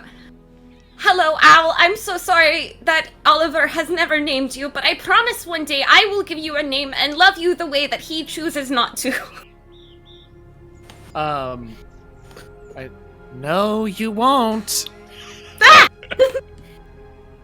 Oliver, why are you so insistent on not being attached to the owl? It's not a real owl. Would the It's a- owl say that it is a real owl? It is a temporarily summoned fey spirit that I have bound into the form of an owl. Spirit, so it's still a thing. It's still a living creature. It probably already has a name somewhere off in the Feywild. We don't need to give it one while it's here. At least treat it with respect. I do. An affectionate nickname. A little pat on the head when he's done a good job. Xerus, what is your sword's name? I don't name anything. Exactly.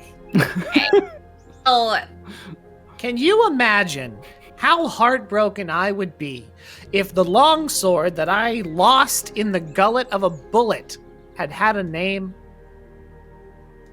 names all their plants in the house, and it's very smart because she goes, "There's the fern. The name is Fern," and then she goes like, you know, there's the lilac. You know, that's the lilac. And you know, is it creative? No, but it does help them grow better. All right. I guess I'll name the owl. The owl's name is the Familiar. The Familiar. Coming soon to TBS. Drop the, it's cleaner. All right, inspiration for you, Xerus. Love a good social network reference. Oh, man. All right, so you all continue. Can it be TF for short? We're not nicknaming anything. Team Fortress Owl. Following the familiar, you slowly approach. In the distance now, you're able to see past some of the trees. There is the side of a mountain. You can see that there are large craggy cliffs up above it, this dark slate gray that leads up from the forest up into the hills. The mountains get taller and taller here, and as you see, the owl flutters and lands on a branch and looks back at you. All right, I'm gonna look through its eyes, try to get a look at the nest. You collapse to your knees. Whoever's closest to Oliver, give me a dexterity saving throw. I'll do it. All right. Don't worry, I got you this time, bud. I don't got you this time, bud. I don't go full pass out. I just go blind and deaf. Yeah, but okay. What'd you roll? I mean, I rolled a 5. Okay. Sorry? I did A it while 6. walking, and I He tripped. does stumble I got a slightly. 6. Oh no, someday, Oliver, I'll be able to get you and make sure you're okay. Someday I'll remember to put my hand on a tree before I do that. Apologies. You look in the distance, you can see the cliff that leads up, and the owl looks up, and with its slightly telescopic view that you can see up in the cliffs, there's slight movement of a reddish, orangish creature. All right. I would like the owl. Uh-huh. So we've got a bead on the wyvern. Yes. I would like the owl to fly in such a way that I can see into the nest Okay. and see if Voxy is still there. Okay. If that thing even looks in this direction, I'm calling it back into the pocket dimension. Okay. Gotcha. Good to know. So go ahead and give me a perception check. Okay. From the owl's From point the of view? owl's POV. Yeah. Okay. POV, you're the familiar. 16. 16? Okay. It flies up silent as the night and gets a pretty high vantage point. Looking down, you can see that the wyvern is sitting and sleeping next to the nest. Its tail and wings are curled up over top of the nest itself. And next to its head is Voxy laying face up. Her eyes are closed, but with the owl's vision, you can tell that Voxy is breathing. Okay. The eggs haven't moved, but now that you're getting another look at the eggs, give me a history check. Okay. 11. 11. I use that same die. I gotta put him back in the drawer. I mean, you would know this because of your time at the Fellguard, but there are some tenets, some laws that govern the hunting of beasts. And you know that if a beast is harming people, but has either young or is tending to a nest, you are legally not allowed to kill that creature. Oh. You must relocate that creature. Relocate? Like, sorry, ma'am. Please move. Farm. You guys into the farm upstate? What's happening here? All right. Can we tag it? Is that like Okay. So clip the wings so it can't fly anymore? next line of questioning. Mhm.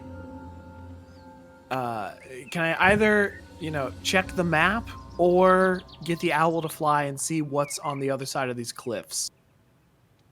Sure. What are you looking for? Are you looking for another place for this wyvern to go, or what? Yeah, just the nearest. I'm imagining that I probably have to contact civilization. We can't move this thing. Sure. I understand. easily. I understand. So you're not near any. The owl flies up, and you can see in the far distance. You can see the plateau of Basin Crest, right? Okay. You can also see far to your northeast the town of Mistport and the foggy, the foggy shores of it. But to your southwest, you can see the town of Glint Harbor. I knew you were gonna say Glint Harbor. But you don't just see that. The reason you're able to spot Glint Harbor so easily is because all the forest surrounding that area has been effectively cut down, leaving only stumps surrounding it for seemingly miles. Is that a new development? It was certainly not there the last time you visited Glint Harbor. Which probably was Years a while ago. Yeah. Okay, that's neat.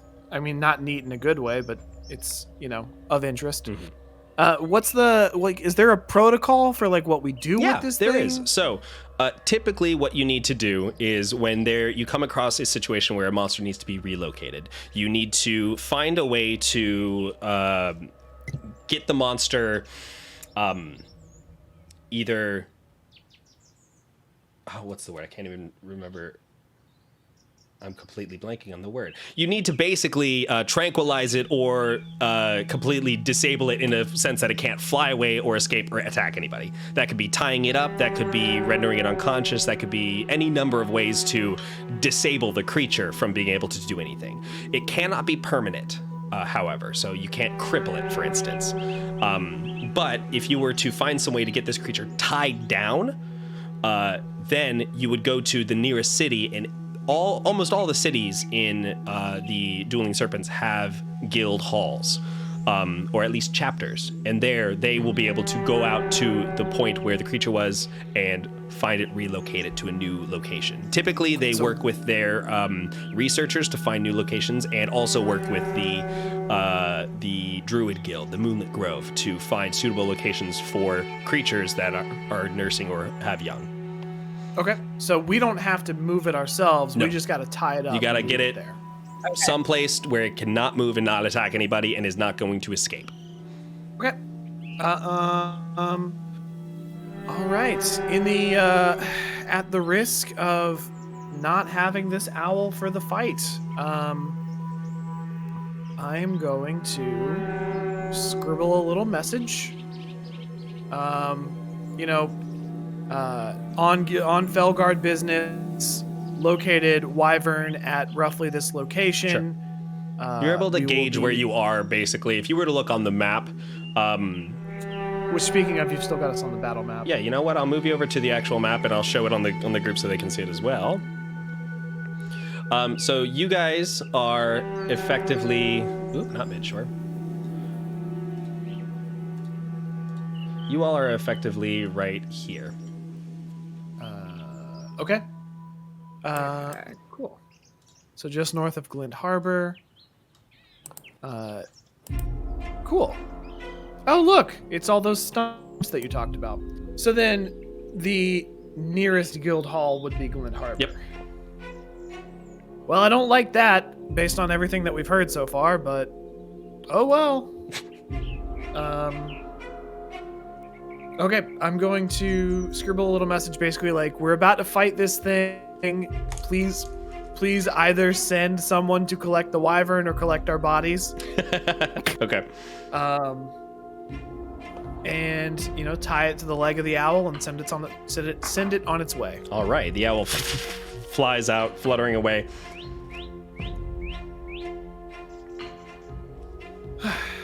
Well, What's the plan? how big of a cliff? Like, would we be better off trying to coax it down into the woods to have enough room to maneuver, or?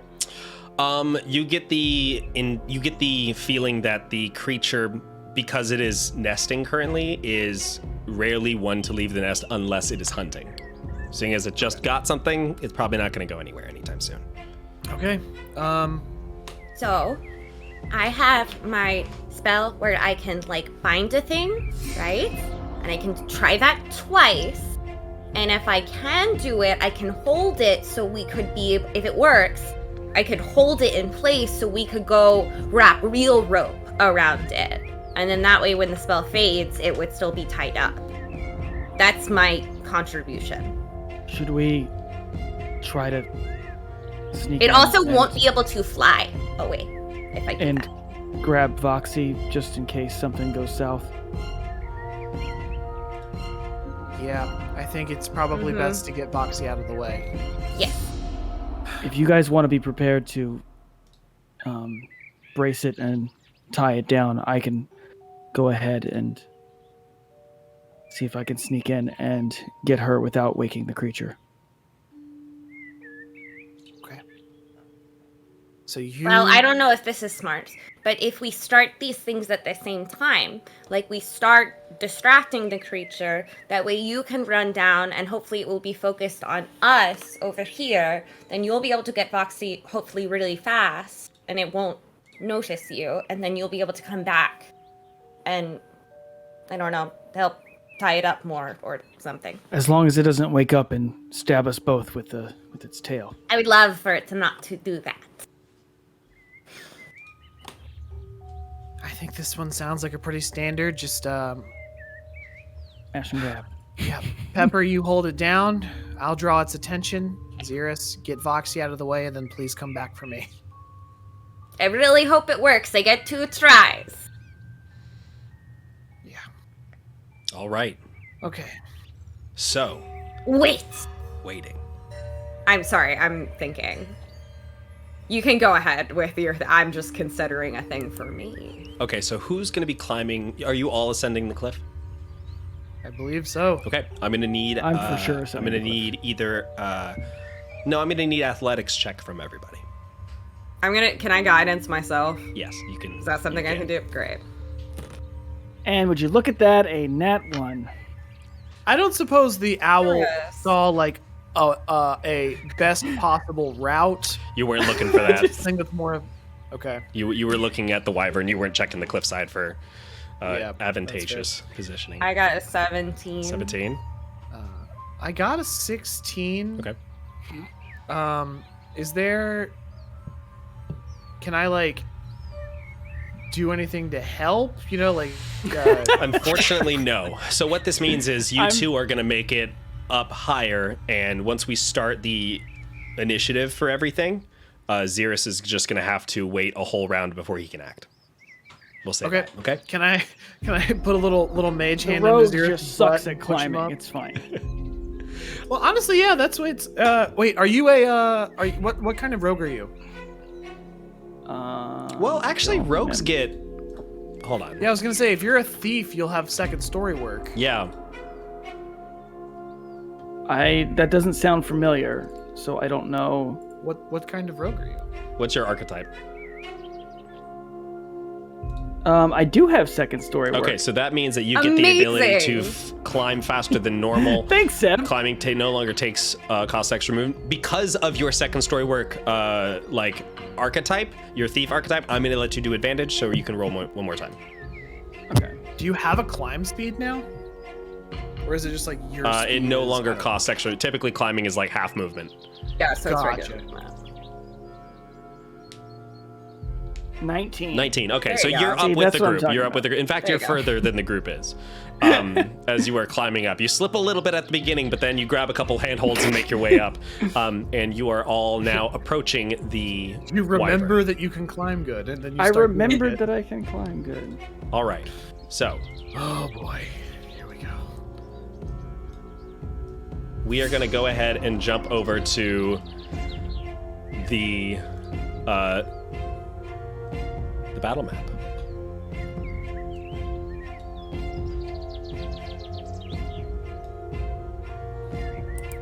So, Love that Boxy's an egg. And we're looking at sort of rocky terrain. Yep. Right here. Yep. Okay. so the position that you are at here is lower than where the creature is, and then if you look past the creature, there are higher cliffs above it. If you wanted a higher vantage point of it, creature is currently sleeping and has not noticed you. It's just sitting there. Okay. Should I go ahead and cast now? If you wanted Violet. to take an opportunity to get into specific positions, now would be a good time to do so. We should get closer. I mean, Okay. I should get in more position. So, do we need to go in a certain order, Jordan? Or No, for now, until we get into initiative, until you all act, we will assume that we're out of combat. okay. Okay. I guess pretty much I want to move up and around and within a good grabbing point of Voxy without like approaching until after. Okay, where are you thinking of going? Go ahead and- like go ahead. something like this. Okay, I'll say that if you were to go back behind the bushes there, right around here, Here. you would probably Okay. have a better chance of hiding. If you're gonna gotcha. move there, I'm gonna need you to give me a stealth check. Okay. Stealth check.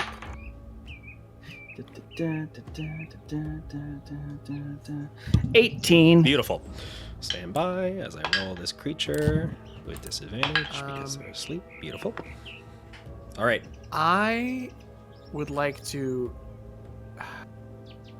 tie some rope Okay. to the end of my spear. Okay.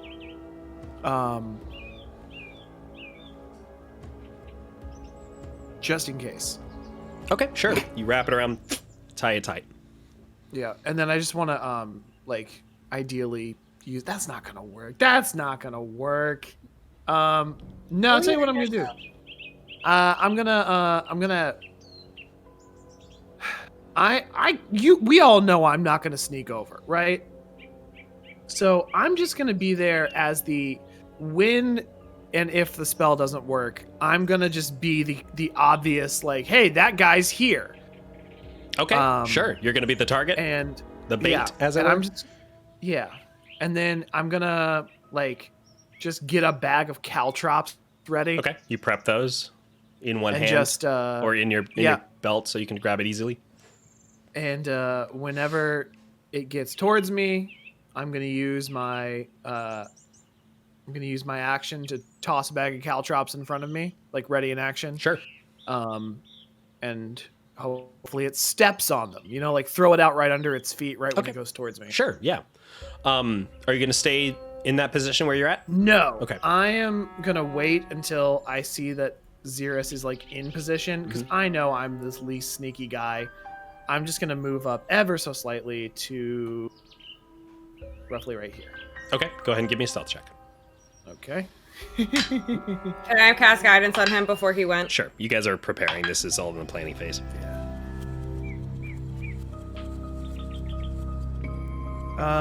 Hey, look at that.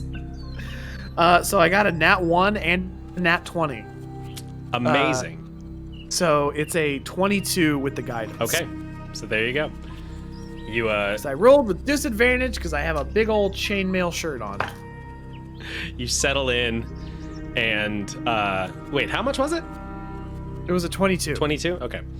I had to roll a disadvantage because I have heavy armor. And one of them was a nat 1 and the other one is a nat 20. So With why 2 so from the guidance. so you would take 3 as your total then, because you rolled with disadvantage, right, bud? What? Oh, disadvantage. Hey! Fuck! I forgot how dice work for a minute there. All right, let's go, It's gang. not just We me. have advantage because the thing is sleeping. I rolled And it would with be a straight disadvantage for the creature to notice. And never mind. All right. Pepper, is there anything you wanted to do? All of your movements are happening at the same time, I will say. Okay. I mean, as soon as they look like they're, I guess I'll look to Xeris to see if he's in place, and then Looks like I he will is. cast Earthbind. Okay. We'll do Did you want to move signal- anywhere? hand Signals. I have moved back. I would like to be hiding. I am in range to cast Earthbind because that is 300 feet of range. Yeah, it is And a I'm still in vocal range. component, I will say. Okay. Choose one creature you And can so see if within you're- range. It lasts for 1 minute. Yellow It is strips- concentration based. It is. You were right about that. A creature must succeed and- on a strength saving throw, or its flying speed is reduced to 0. The airborne creature. Yes. Okay, so this means the creature And- won't be able to fly, but it can still move on the ground. That. Okay, that's Hey, fine. that's That good. that is Perfectly helpful fine. for this battle, I will say. Yeah. No. Absolutely. If it works. If it works. And it's good that you're behind. And I me because want then I can- to. No, because Hex is ability checks only. It's not saving throws, so that would have no effect on it. Yeah, I'll just try to cast Earthbind Okay. when we're good to go. What do you do when you cast Earthbind? What kind of movements do you do with your arms and hands? I think it looks. It's kind of like I'm wrapping ribbon around a present that isn't there in front of me, and what is mirrored is the energy lines of what I would be wrapping over the dragon. Gotcha. So you do this, and you're wrapping your hands over and over and over, and you see these yellow movements, these lights, these ribbons of energy start to wrap around the creature. The creature stirs and looks up as Oliver steps on a stick and looks down and sees an empty eggshell that has been littered on this area for a bit now, and looks up, and the creature looks up and snorts, and then starts to slowly get up. And let's go ahead and roll initiative. rolling big die for this one. All right. Nat 20. Beautiful. So what's your total then with that? 22. Gotcha. All right. Oliver? I got a 17. 17. Beautiful. And Pepper? 6. All right. That's my normal roll. So I'm going to say that this is going to be considered a surprise round on the creature. I would say that everyone will get a chance to do something before the creature reacts. Okay? Ah. Did I roll higher than the creature? You did. Okay, cool. So that means I have 2 turns before this thing can run towards me. Sleepy. Yeah. It's still waking up. All right. So Xeris, you are up first. What are you doing?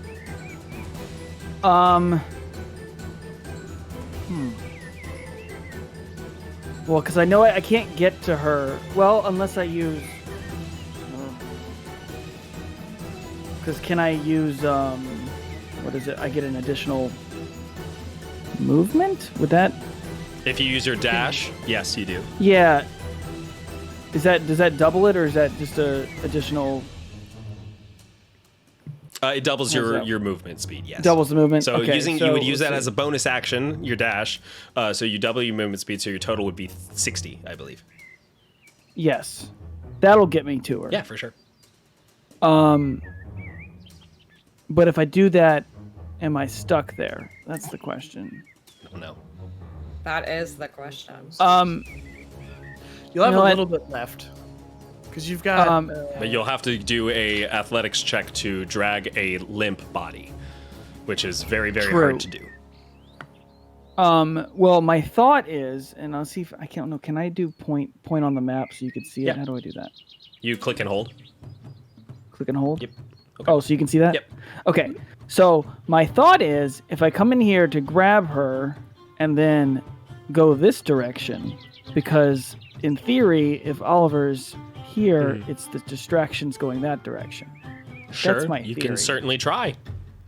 Just a theory. That's my theory. I'll say and that let's I'll say that entering the creature's area of attack will provoke an opportunity attack.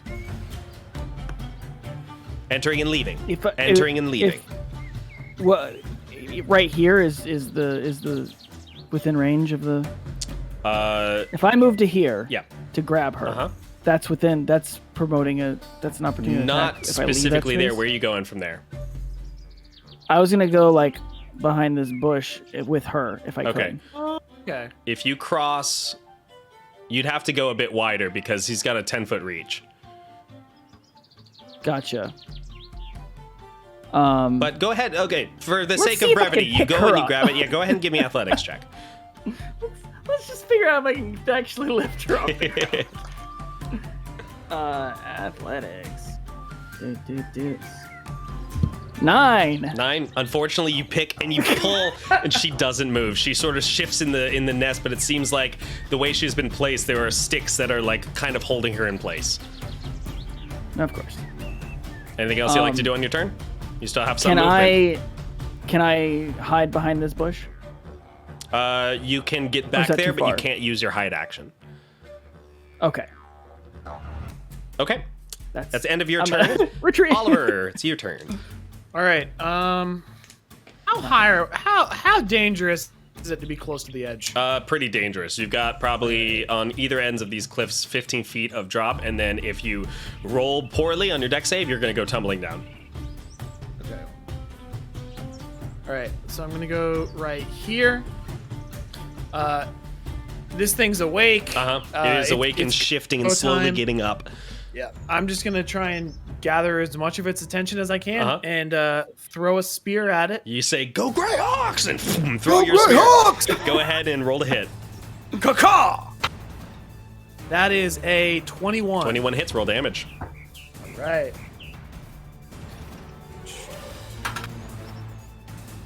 An 8. 8 points of damage. All right, so you throw your javelin, your spear at this creature.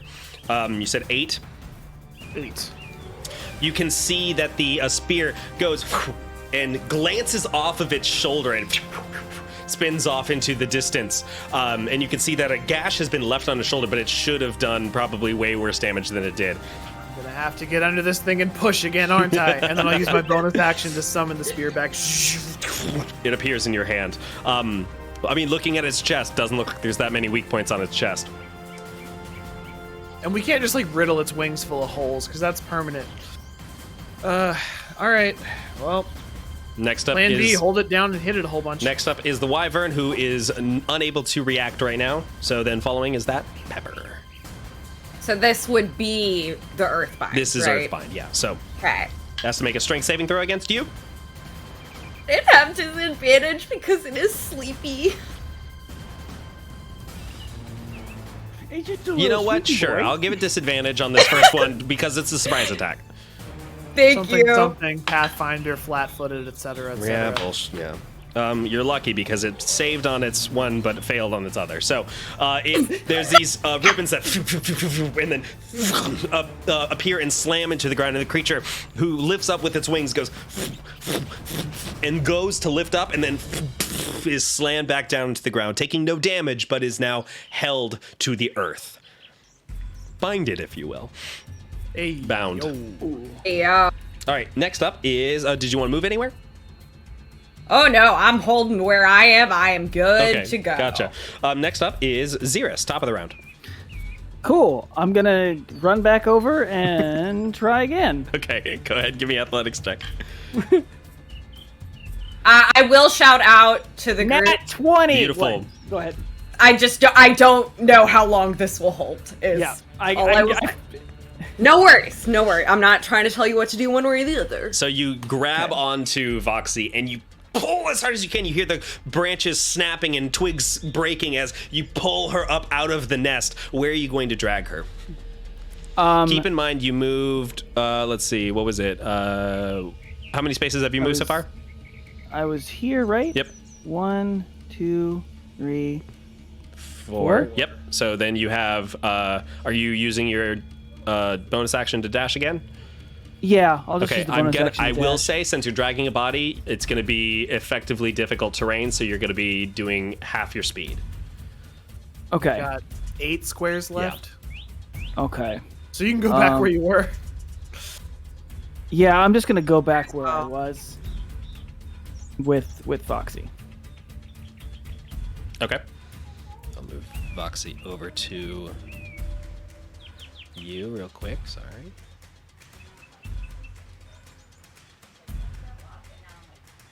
Not updated. There we go. All right. So next up is Oliver. All right. Voxy's safe and out of the way.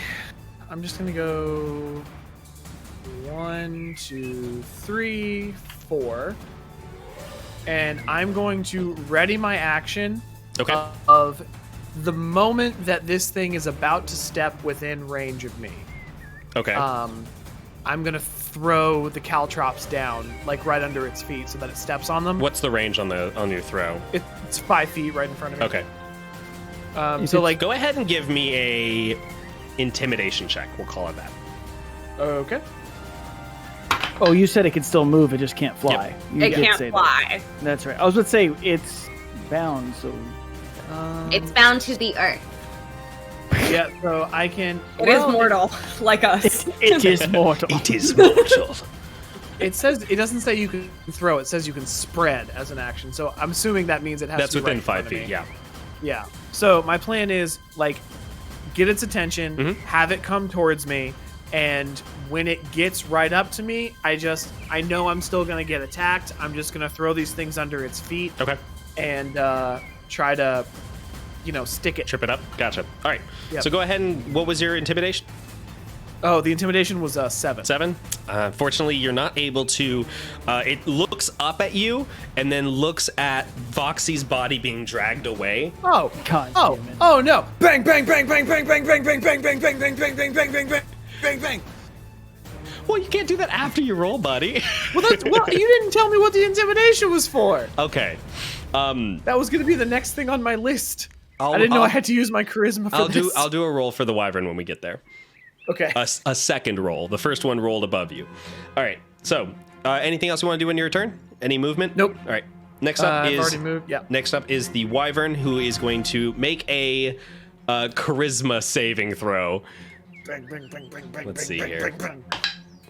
How could you not be charmed by this performance? It rolled a 16, so it is not Well, going to, unfortunately, pay that- attention to your hefty banging from Team Greyhawks over here. But he's going to slowly start making motions over towards Yeah, of course. Xerus. Well, you're dragging its food away, bud. So it's going to walk over to you, and it is going to attack twice. It is going to attack with its bite and then its claws. So first to hit is its bite, and that is going to be a dirty 20. Second one to hit is going to be its claws, which is a 22. So the first one is going to be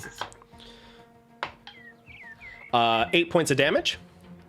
And the second one is... Oops, sorry, wrong dice. Second one is... 10 points of slashing damage. As this bite slams down right next to you and grazes your arm, and then just out of nowhere, claws cut across your chest. It lets out this sound as it bears down on you. Its wings are attempting to flutter as it is currently still being bound by the spell. I am down to 2 points of damage. All right. Next up is Pepper. So you're Cool. maintaining concentration on this spell. Anything else you'd like to do? Any movement or bonus actions you'd like to do? It doesn't take an action to maintain concentration, does it? No, it doesn't. But if you cast a spell, you lose concentration. Another concentration spell. Yes. Yeah. But you can they can Eldritch Blast. Ooh. I don't know if this will work. Uh-huh. Can I message Voxy to try to wake her up? Ooh, maybe. Give me a persuasion check with advantage.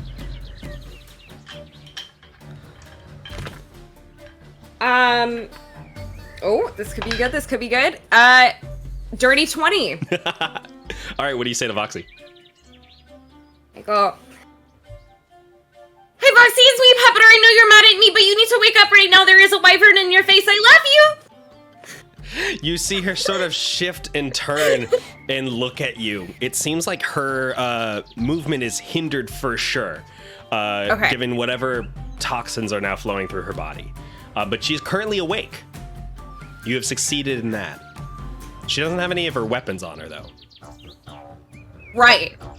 But I would love for her not to get hit by the wyvern while she's already unconscious. For sure. She is fully conscious at this point, but is not able to move very well. She will need help, similar to Oliver last night. That is fine. Okay. Then that... I believe it's going to be it for me. You should tell her to help Xeris. All right. Next up is... Well, I woke her out. There's nothing else I can do now. Next up is Xeris. I mean, we don't want to. Notices. We're not trying to hurt it, right? And I don't. You can attack not trying to kill it. non-lethally. Yeah. Okay. As long as it's a melee weapon, you can attack non-lethally. Yeah. Is that wiser than literally just running away with, like, holding Voxy as fast as possible? You could certainly disengage and run. Because I feel like that seems like a smarter move. I'll run towards you if you get behind me. Okay, I'm gonna do that. Okay. All right, so you disengage from the creature, not provoking an attack of opportunity. And I'll say that Voxy is not a participant, so she will not get an attack of opportunity either. Gets dragged with you. Where are you going? So with your, are you going to use your dash again to run? Yeah, I'm just gonna go get behind. I'll say again, because of your slow movement, you will you'll get 30 feet total of movement to run. 30 feet total. Yeah. Okay. So let's do 1, 2, 3, And that is with your 4, dash. 5, 6. All right. Voxy is right there with you. All right. Next up is, did you want to, that's pretty much everything you can do. Next up is Oliver. Yeah. All right. 1, 2, 3, 4, 5, 6. Mm-hmm. Can't hit it like that. However, what I can do is throw my spear and then call it back. Sure. Absolutely. Go ahead and roll a hit. All right. That is a 22. 22 hits. Roll damage. 7. 7 points of damage. Beautiful. There's another moment where you throw your spear and it stabs in and then falls back out of the armor on its chest. But it is causing damage, which is good. That's part of it. All right. Next That is up part of it. is go ahead and give me an intimidation check. All right. Pay attention to me. 9. All right. The creature looks at Voxy and Xeris and then looks over at Oliver. And it is going to, instead of attacking Oliver, it is going to go over and stand on top of its eggs, sitting over top of it. And it's going to sort of crouch down low and try to intimidate you back. It is going to hiss very loudly as like a mother goose would over its nest. All right. Didn't roll well, though. It is a 2. Did you beat a 2 with your... Give me a charisma save. Okay, charisma save. Oof. All right. Can I convince you to let it be a wisdom save? Sure. Beat a 2, my dude. How worried are you? I have a -1 charisma. It's not served me well. All right. 12 on the wisdom All right, save. yeah, you hold your ground. The creature is not threatening.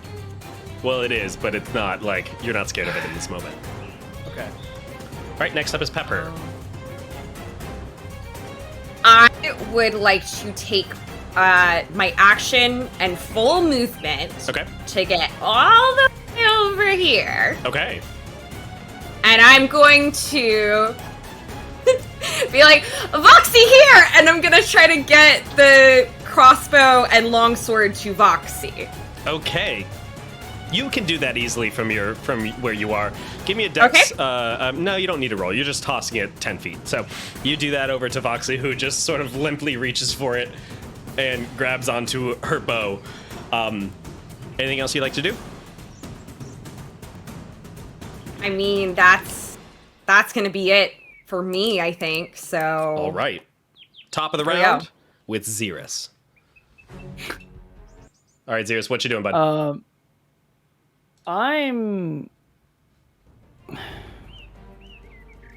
I think I'm just gonna keep moving away and hide behind that bush I started with Okay. over here. Yeah. Are you bringing Voxy with you? Yeah, I'll bring Voxy. All right, so with that's going to me. be half movement for you. So what was your total Yeah, speed? which is Okay. 30. But if I use the dash, For that's- as your bonus action. yeah. Cool, cool. Right. yeah, and then just All stay right. back as best as possible. Sure, absolutely. So you hang Do back you there. have the- oh, sorry. What were you going to say? Xerus, do you have the crossbow that you took off the assassin? I never said that I was taking it, so You were looking I'm at it gonna say- earlier. I assumed you wanted to take it. Did you want to? I thought about it and then never made a decision, then forgot. Okay, so fine. Fair enough. I don't know if we want to retcon that or. It's your call. I'm giving you a chance if you wanted to. If you wanted to have taken it, I assumed you did. But if you don't want to, you Okay. don't have to. Be a nice way Sure. to attack from a distance. Sure. Okay. Let's. I'll take the cross. So pull up this hand crossbow. Go ahead and are you gonna fire? You got one action left that you can do. Yeah, let's do it. Right, roll How do ahead.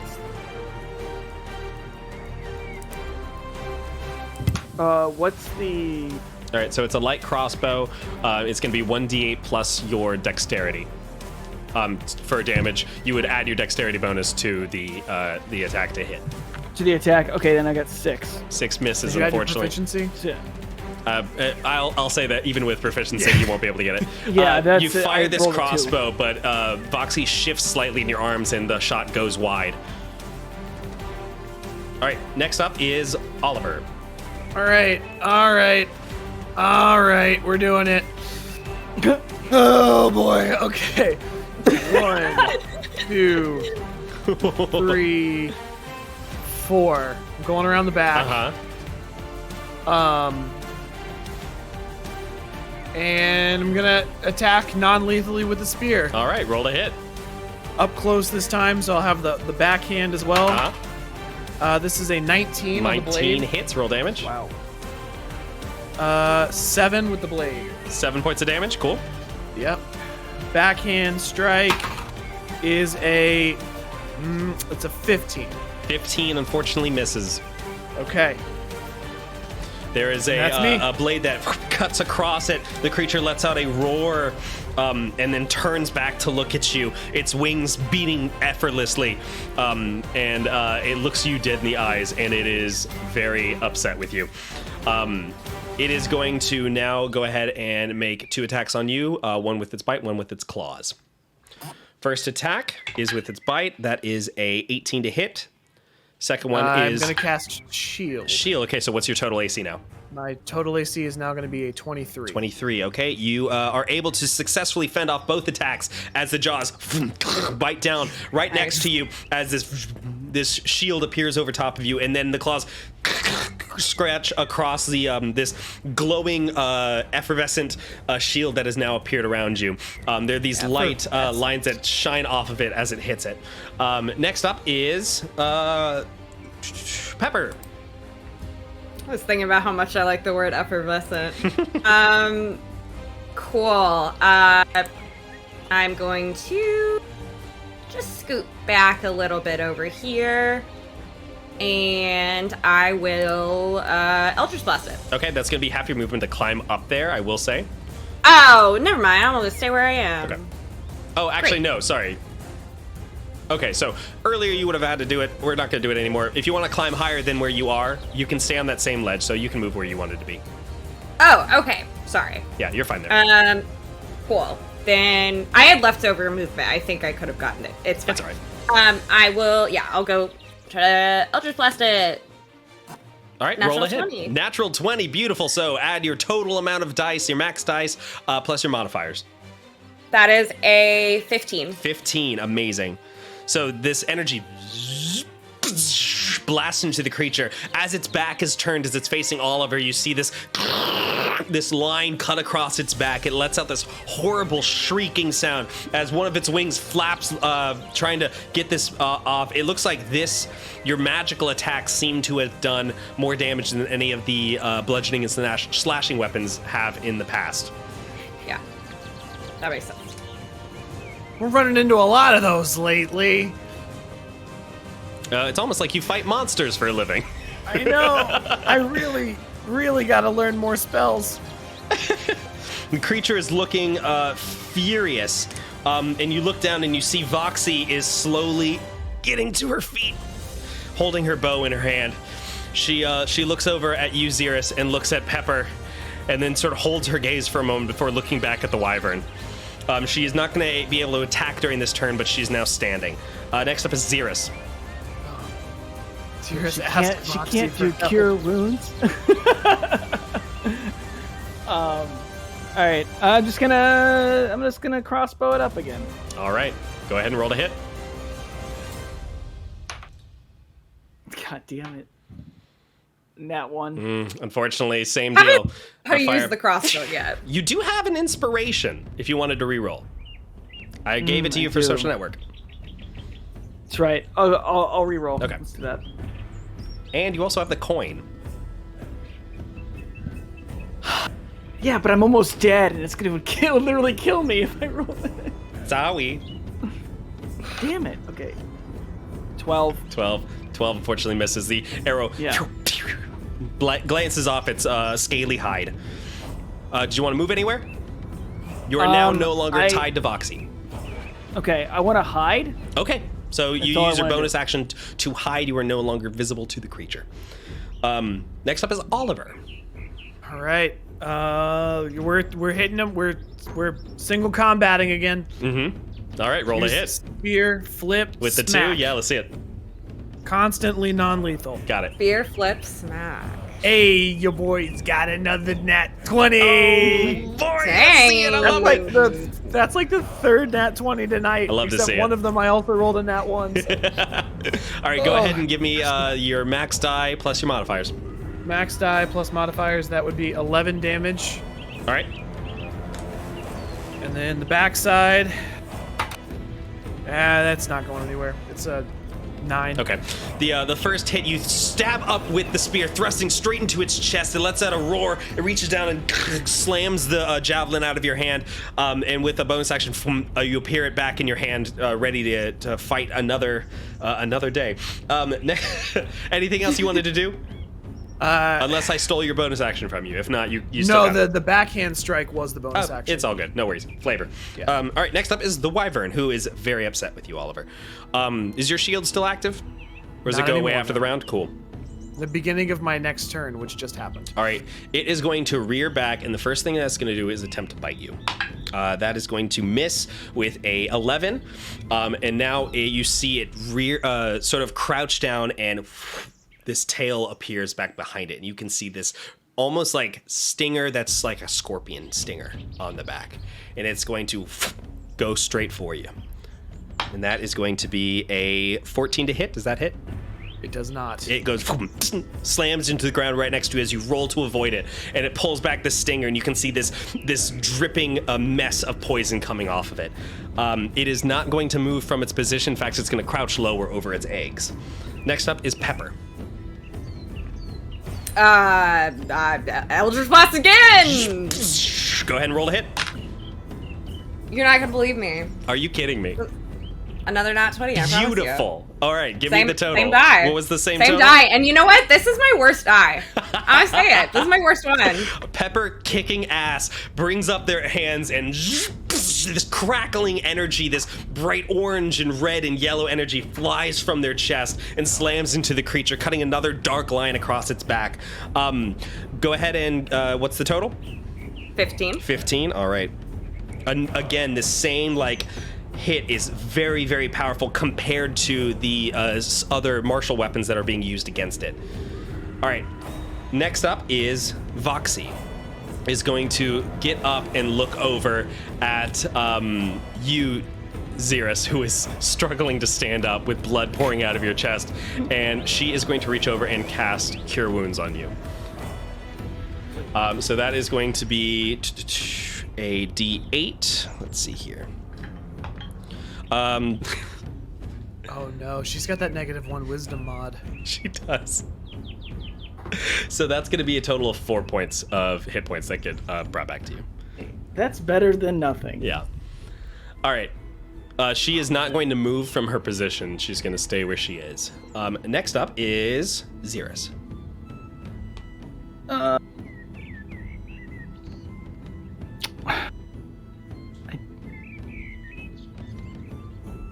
If I try to do anything besides crossbow, I'm just gonna get smacked. Are you adding your proficiency bonus to your crossbow attacks? Yeah. I learned from last time. If you hit on the crossbow this time, you'll get sneak attack because you were hidden. And because you I'm have right a creature right next to it too. Yeah. Okay. Okay. All right, so go ahead and roll to hit. This is the one. This is it. This is a nat 20 coming right at you. Dirty 20. Hey, you know what? I'll count it because it does count. All right, go ahead and roll damage plus sneak attack. Okay, so 1d8 plus 2. Okay, 6. Sneak attack is the 2d6s, right? Yes. Yeah. 12. 12. All right. Let's see here. Gotcha. All right. So you fire this crossbow. It stabs into the creature right at the base of its wing as it tries to flap away, but it's not looking so great right now. It's looking really, really hurt at this point. Next up is Oliver. All right, the game continues. Finish this, Oliver. I'm trying. I'm just gonna continue my combat with this thing. All right. Just leave us alone. Just go down. Go ahead and roll to hit. 11. Misses. Backhand strike. You thrust at the creature. It knocks it away with the tip of its wing, and you spin it around and thrust forward. The next one is a 16. It meets it, beats it.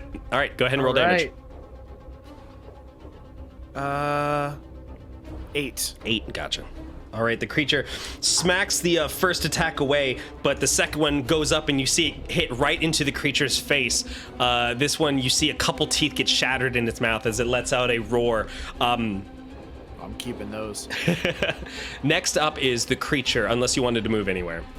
Nope, I'm keeping it right here. All right, the creature is going to make a strength saving throw to try to break through the Earthbind. What does it have to beat? Your spell save? 13. All right. But it's not strong, right? Well, it rolled a 21. So Good. That's interesting. So you see it lift its wings up, and as it does, you see these ribbons that are attached to its back start to pull and until finally its wings spread out and knock back everyone who's nearby. Oliver, you are just pushed back 5 feet. You're not injured in any way. And the creature is going to and go to take off. It is going to take an attack of opportunity from you, Oliver, as it takes off. Yeah, I guess I could do that. I'm gonna do that. Okay. Cool. Yeah. I missed. All right. I gotta. Yeah. Takes off and begins flying straight up. It has a very, very fast flying speed. It has a flying speed of 80. So it is going to fly straight up, circling up into the air. Next up is Pepper. Try Earthbind again. All right, rolled. I have to do a save against you. Yes. All right. Try. Rolled a A 10, which fails, and suddenly these wraps, they wrap around the creature, and you see it start to fly and gain speed before these binds grab it and pull it straight down to the ground. It lands safely without taking damage, but it is now still bound. It has moved from its position of where it was and is now almost dead center between the group. It is struggling hard against these binds, but is not able to take off anymore. Pepper, anything else you wanted to do? Oh, no, that's all I needed to do. All right, next up is Voxy, who takes a step forward, raises the bow, pulls back an arrow, and fires. Let's see. I hope 7. I hope that Foxy finishes this. Slams off of it. The arrow glances off the creature's hide, and you can see Voxy take a stumble forward and go to her knees. She was only able to get that one thing off. All right, next up is Xeris, top of the round. Cool, crossbow again. Go ahead and roll to hit. Keep in mind Nat that 20! Okay. There you go! Keep in mind with ranged attacks, you're not able to do them non-lethally. So what's your total for your damage? So it's a D8 plus your dex. Good to know now. Don't worry about it. Don't worry about it. I promise you, you I'm won't not. kill it with this hit. Okay, wait, repeat that again. Sorry. It's a D8, so 8 plus your dex. So what's your dex? 4. 4? Okay, so it's going to be a total of Yes. 11 points, but it is going to be half because of the creature's resistances. So it is going to be... What did I just say? 11, so it'll be 5 points of damage. All right. This is why it's taking forever. Yes. All right. Xeris, anything else you want to do? Do you want to move anywhere? Hide if I'm not already Sure. hidden. Bonus action to hide. All right, Oliver, it's up to you, bud. I really got to keep its attention. Yeah, you okay. do. You've got a clutch of climbing eggs in in the front of nest. it. Yep, I knew it. Okay, you 1, climb up into the nest. The 2, creature 3. looks over and just suddenly... 4. And I'm going to. It's earthbound, right? Yeah, it is. It can't fly. It can All still right. move. I'm gonna actually go right. I'm gonna climb on top of that egg. I'm gonna like straddle the egg. Okay, you're right above it. The creature is yeah. looking at you. It is low to the ground. It is slowly walking forward. It's got these like spines along its neck that are slowly like undulating with each breath as it... That's real gross. I'm gonna try the caltrop thing again. Okay. And just if it gets close to you, you're gonna provoke it. All right, understood. Yeah, if it gets close, I throw the caltrops under its feet. Okay. Did you want to? That's gonna be your action. Your held Yeah, action. that's my held action. Okay, understood. All right, so it is now the wyvern's turn. It is going to approach you as you are threatening its eggs. Go ahead and throw the caltrops and tell me what damage it needs to do. Okay, so this creature, I should have had caltrops up earlier, needs to make a DC 15 dexterity saving throw. All right, dexterity save. They're coming right up. That, my dude, is a 7. It does not beat it. All right, it's going to take 1 piercing damage. Okay. It is forced to stop moving, All right. which it was going to stop moving Yeah, anyway. for sure. And its walking speed is reduced by 10. Okay. Its walking speed is not great to begin with, I will say. All right, gotcha. And that's it. All right, so the creature until it steps gets- on until these, it and you can heals. see these caltrops get thrown out across the ground. The way it walks is it sort of uses its wings to sort of move it along the ground as well. And you can see that the front claws, the tip of the wings, right at the arch of the fingers, come down and it starts to slide on the caltrops before it takes a step and slams its head down onto the ground before moving up and whipping its head around, letting out this roar. Before moving over towards you, it is going to, first thing that it's going to do is going to try to bite you for sure. Yeah. That is going to be 14 to hit, which misses, I remember. Correct. Second one is going to be its stinger, which also misses as this... It's careful not to hit its babies, so it's very nervous about striking at you. It looks very, very worried and hurt. Next up is Pepper. Okay, first, I think I have to roll something to do this, but I would like to hop down off. Okay, give me an acrobatics check. Okay. 16. 16. Okay, you hop down easily and land right next to the bush where Xeris is hiding in. Okay. Cool. I'm trying to be in a good position if anyone kills it that I can save it. Okay. And I've got it Earthbound Mother 2 in Japan. And I'm going to... I guess I'll just Eldritch Blast it again. Okay, just so you know, Eldritch Blast is not able to do it non-lethally, and it is bloodied at this point. It is looking very, very weak. And it just took its turn? It did. Okay.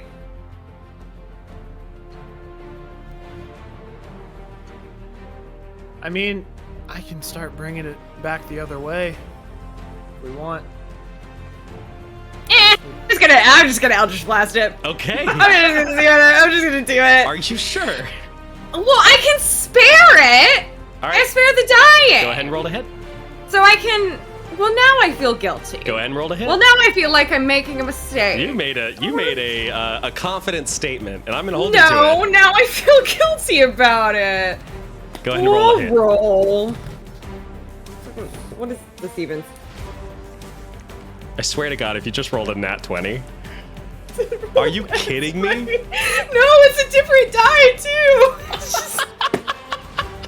of all the times rolling out 20. All right, so Oh. Pepper, narrate this moment as you kill this Fucking creature. blow it. Jesus Christ. Same dying.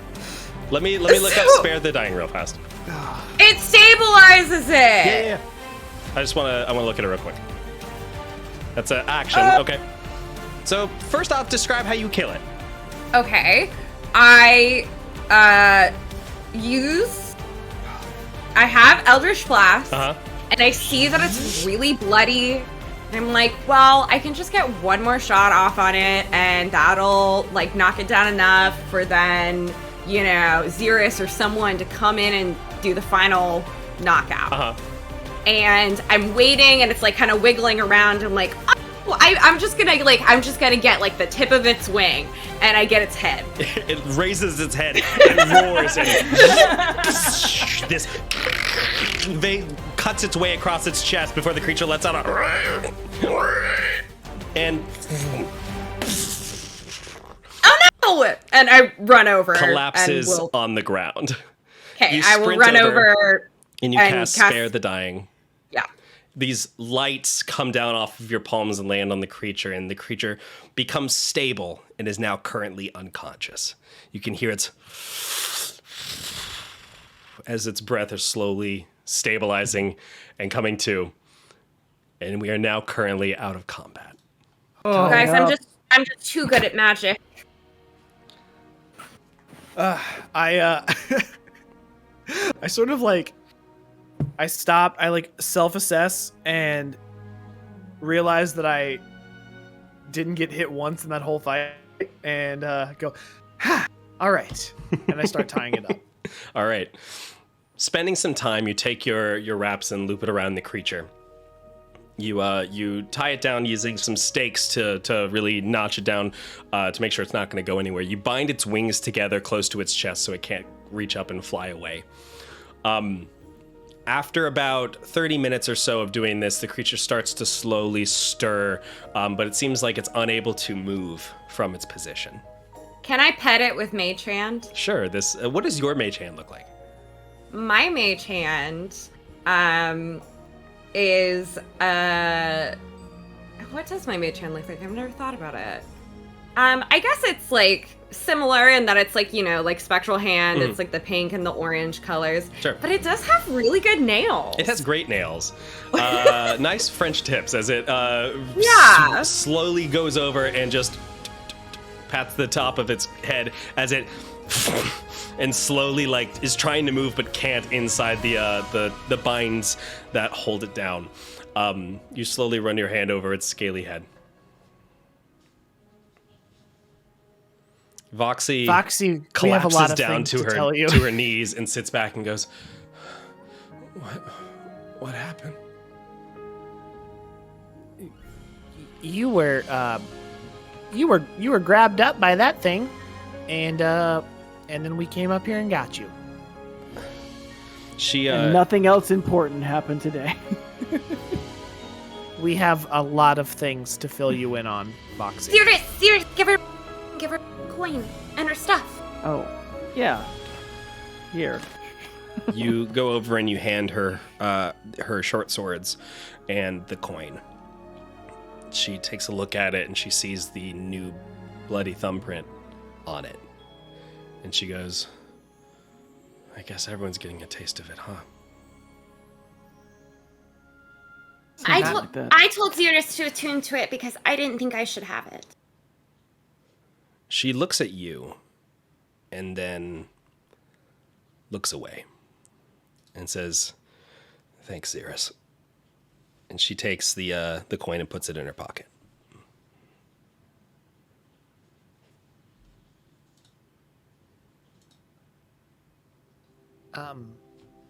We should probably get down from here and head back so that we can That's get fair. paid. Yeah. Let's go see if the horse is still there. You climb back. Full! You climb back down, helping Voxy along the way. You make your way through the forest. As you travel along, it's a beautiful day. The birds are chirping, the sun is shining, the clouds, it's almost a cloudless sky. Whatever madness was happening yesterday seems to have been cleared off. As you walk,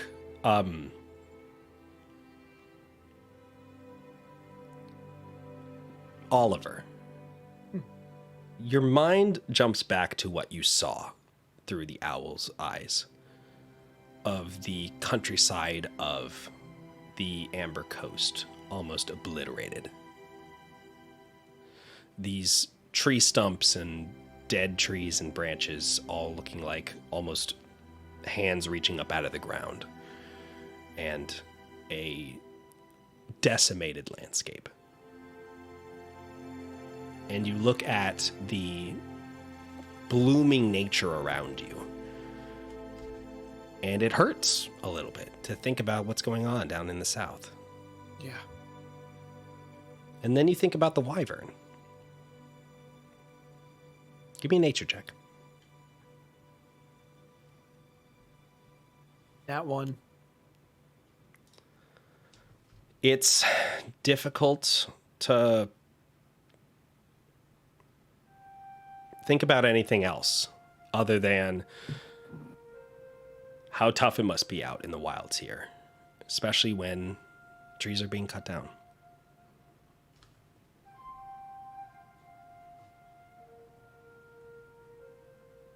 Xeris? Yeah. Yesterday. No, I'm sorry. 2 days ago.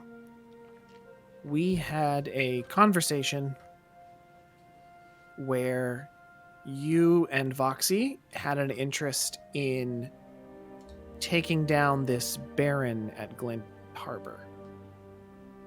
Yeah. Yeah, I remember that. At the time, I told you that finishing the job was the more important thing.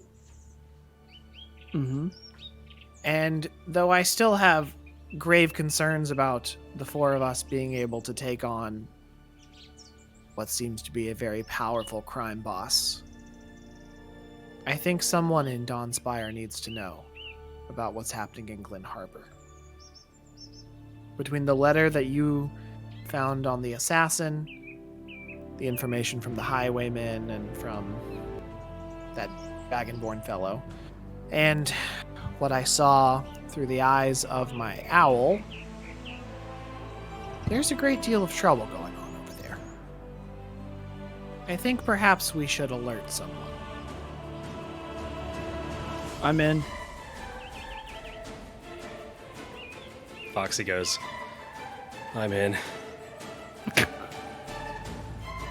Oh, I We'll am take- also in, obviously.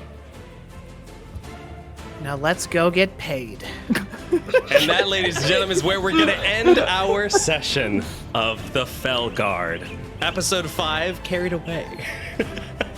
Yo, you took down a wyvern. That was great. Yeah. Yeah, go Greyhawks. Go Greyhawks! Oh, Pepper died? So much No, happened. no. Pepper did not die. That's true. In an alternate timeline. alternate Pepper timeline. died. From the perspective of everyone in this room Except except, for for Xeris. Xeris. We successfully saved Pepper on the first try. That's true. Nothing bad happened at all. Let's go get paid, Nothing everybody. bad happened at all. I was like, yeah, you got captured and we saved you. Nothing else happened, Foxy. Oh boy. Very, very great session, everybody. And thank you all to the people in the chat. I could see the messages going through. This was a lot of fun to see. We stream this every single Wednesday starting at 7 p.m. Eastern time. And if you'd like to see more, we also do reruns on the following Monday. So next Monday, if you'd like to check it out again and see all this wicked action happening again for a second time, please do that. We'll be in the chat and we'll be able to answer any questions if you guys have it as well. This Friday, we're doing a variety stream, PSL Pineapples at Work, where we play a job simulator and hijinks ensue. It's a very, very fun time. Parting wisdom, anybody got anything? Always threaten dragon's babies if you want to fight it good. You heard it here first, folks. Always threaten dragon's babies if you want to hurt it good. Good night, everyone.